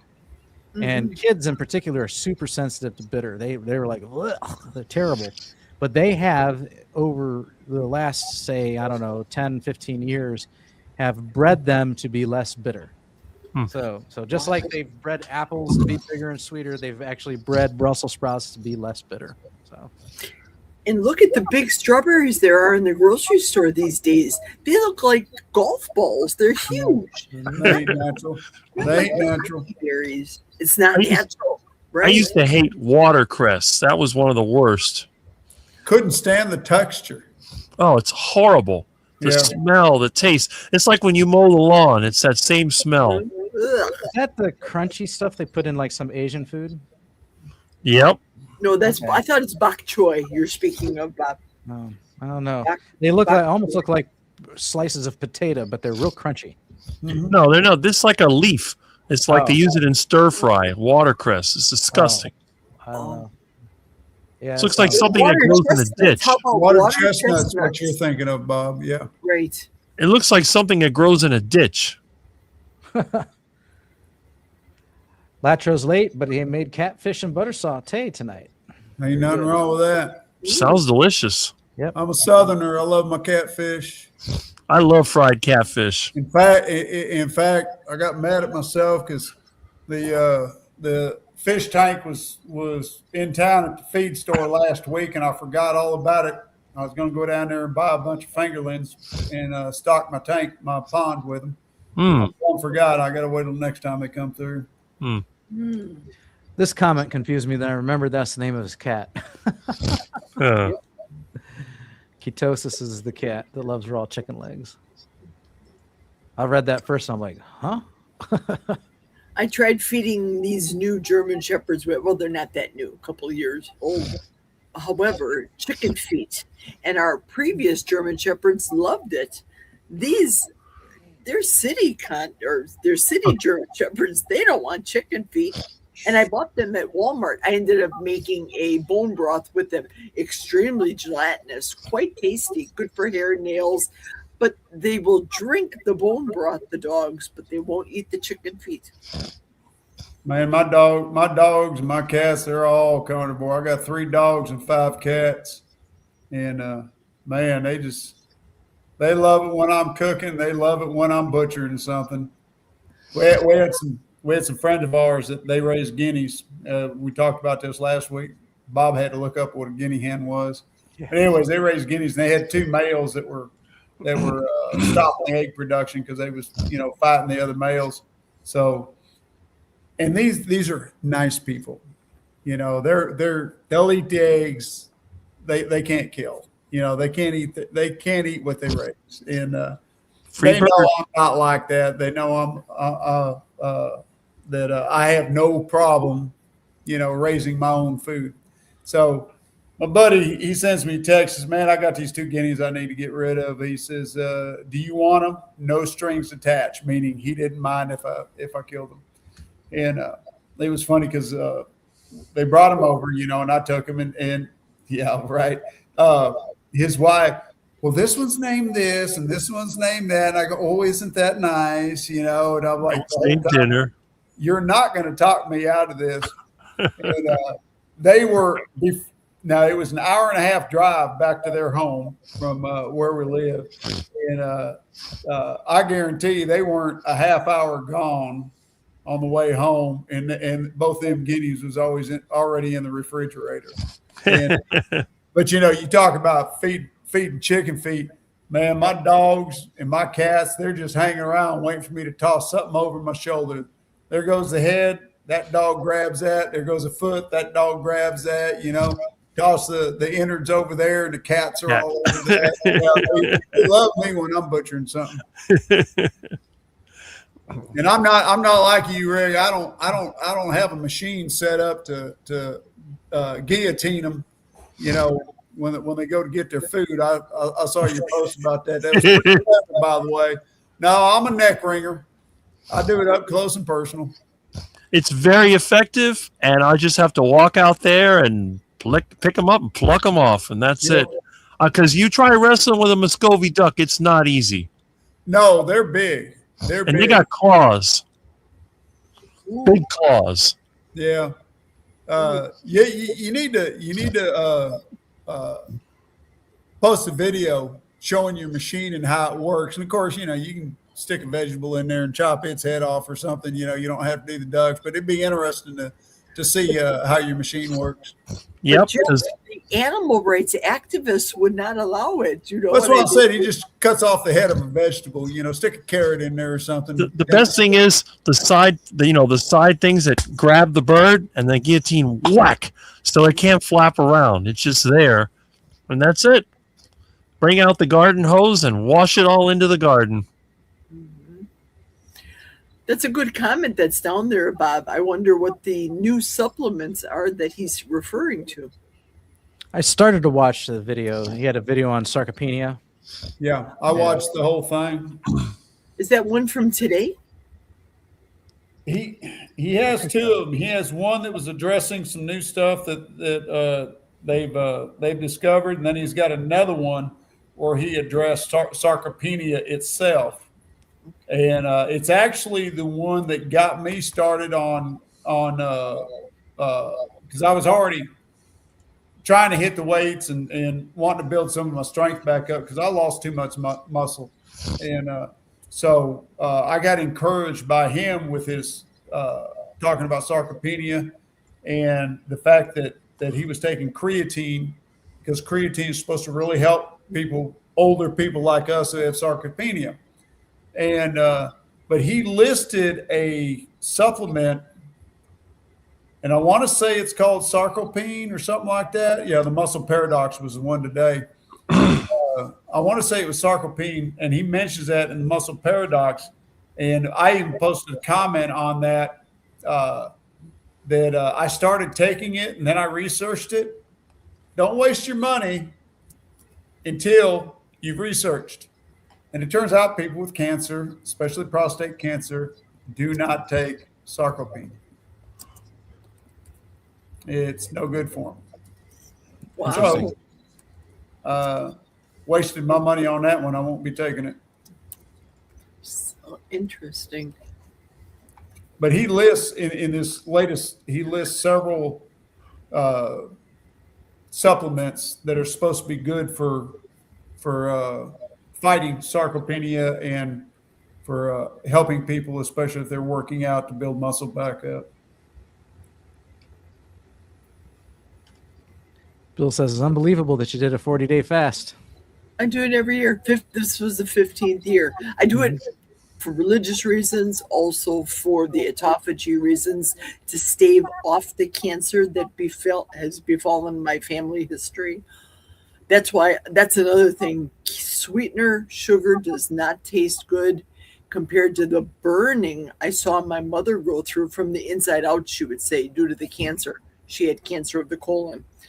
So it was a literal burn, she would say, that she experienced, and I don't want that horrific pain. Mm-hmm. All right. Rick dropped out just at 11. So must be bedtime. All right. Well, speaking of 11, that brings us to an end. We're 3 hours on the dot.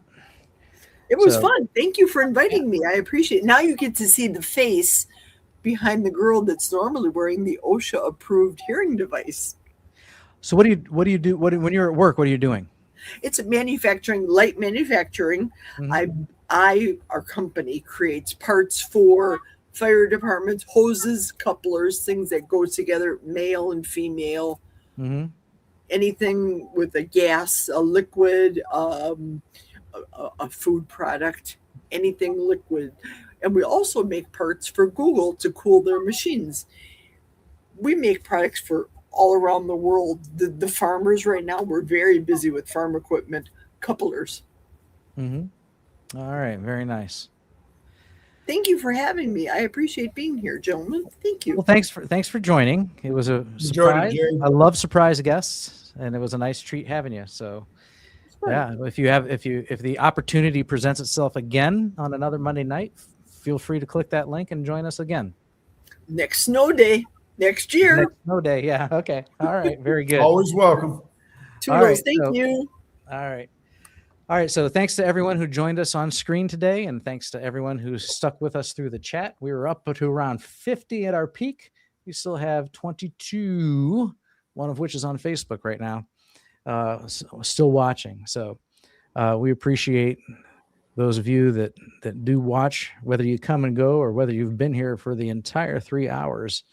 Your being here certainly means a lot to us. So all of you have a wonderful night and a blessed week, and we will see you next Monday. I have no announcements because I made them at the beginning, so that's it.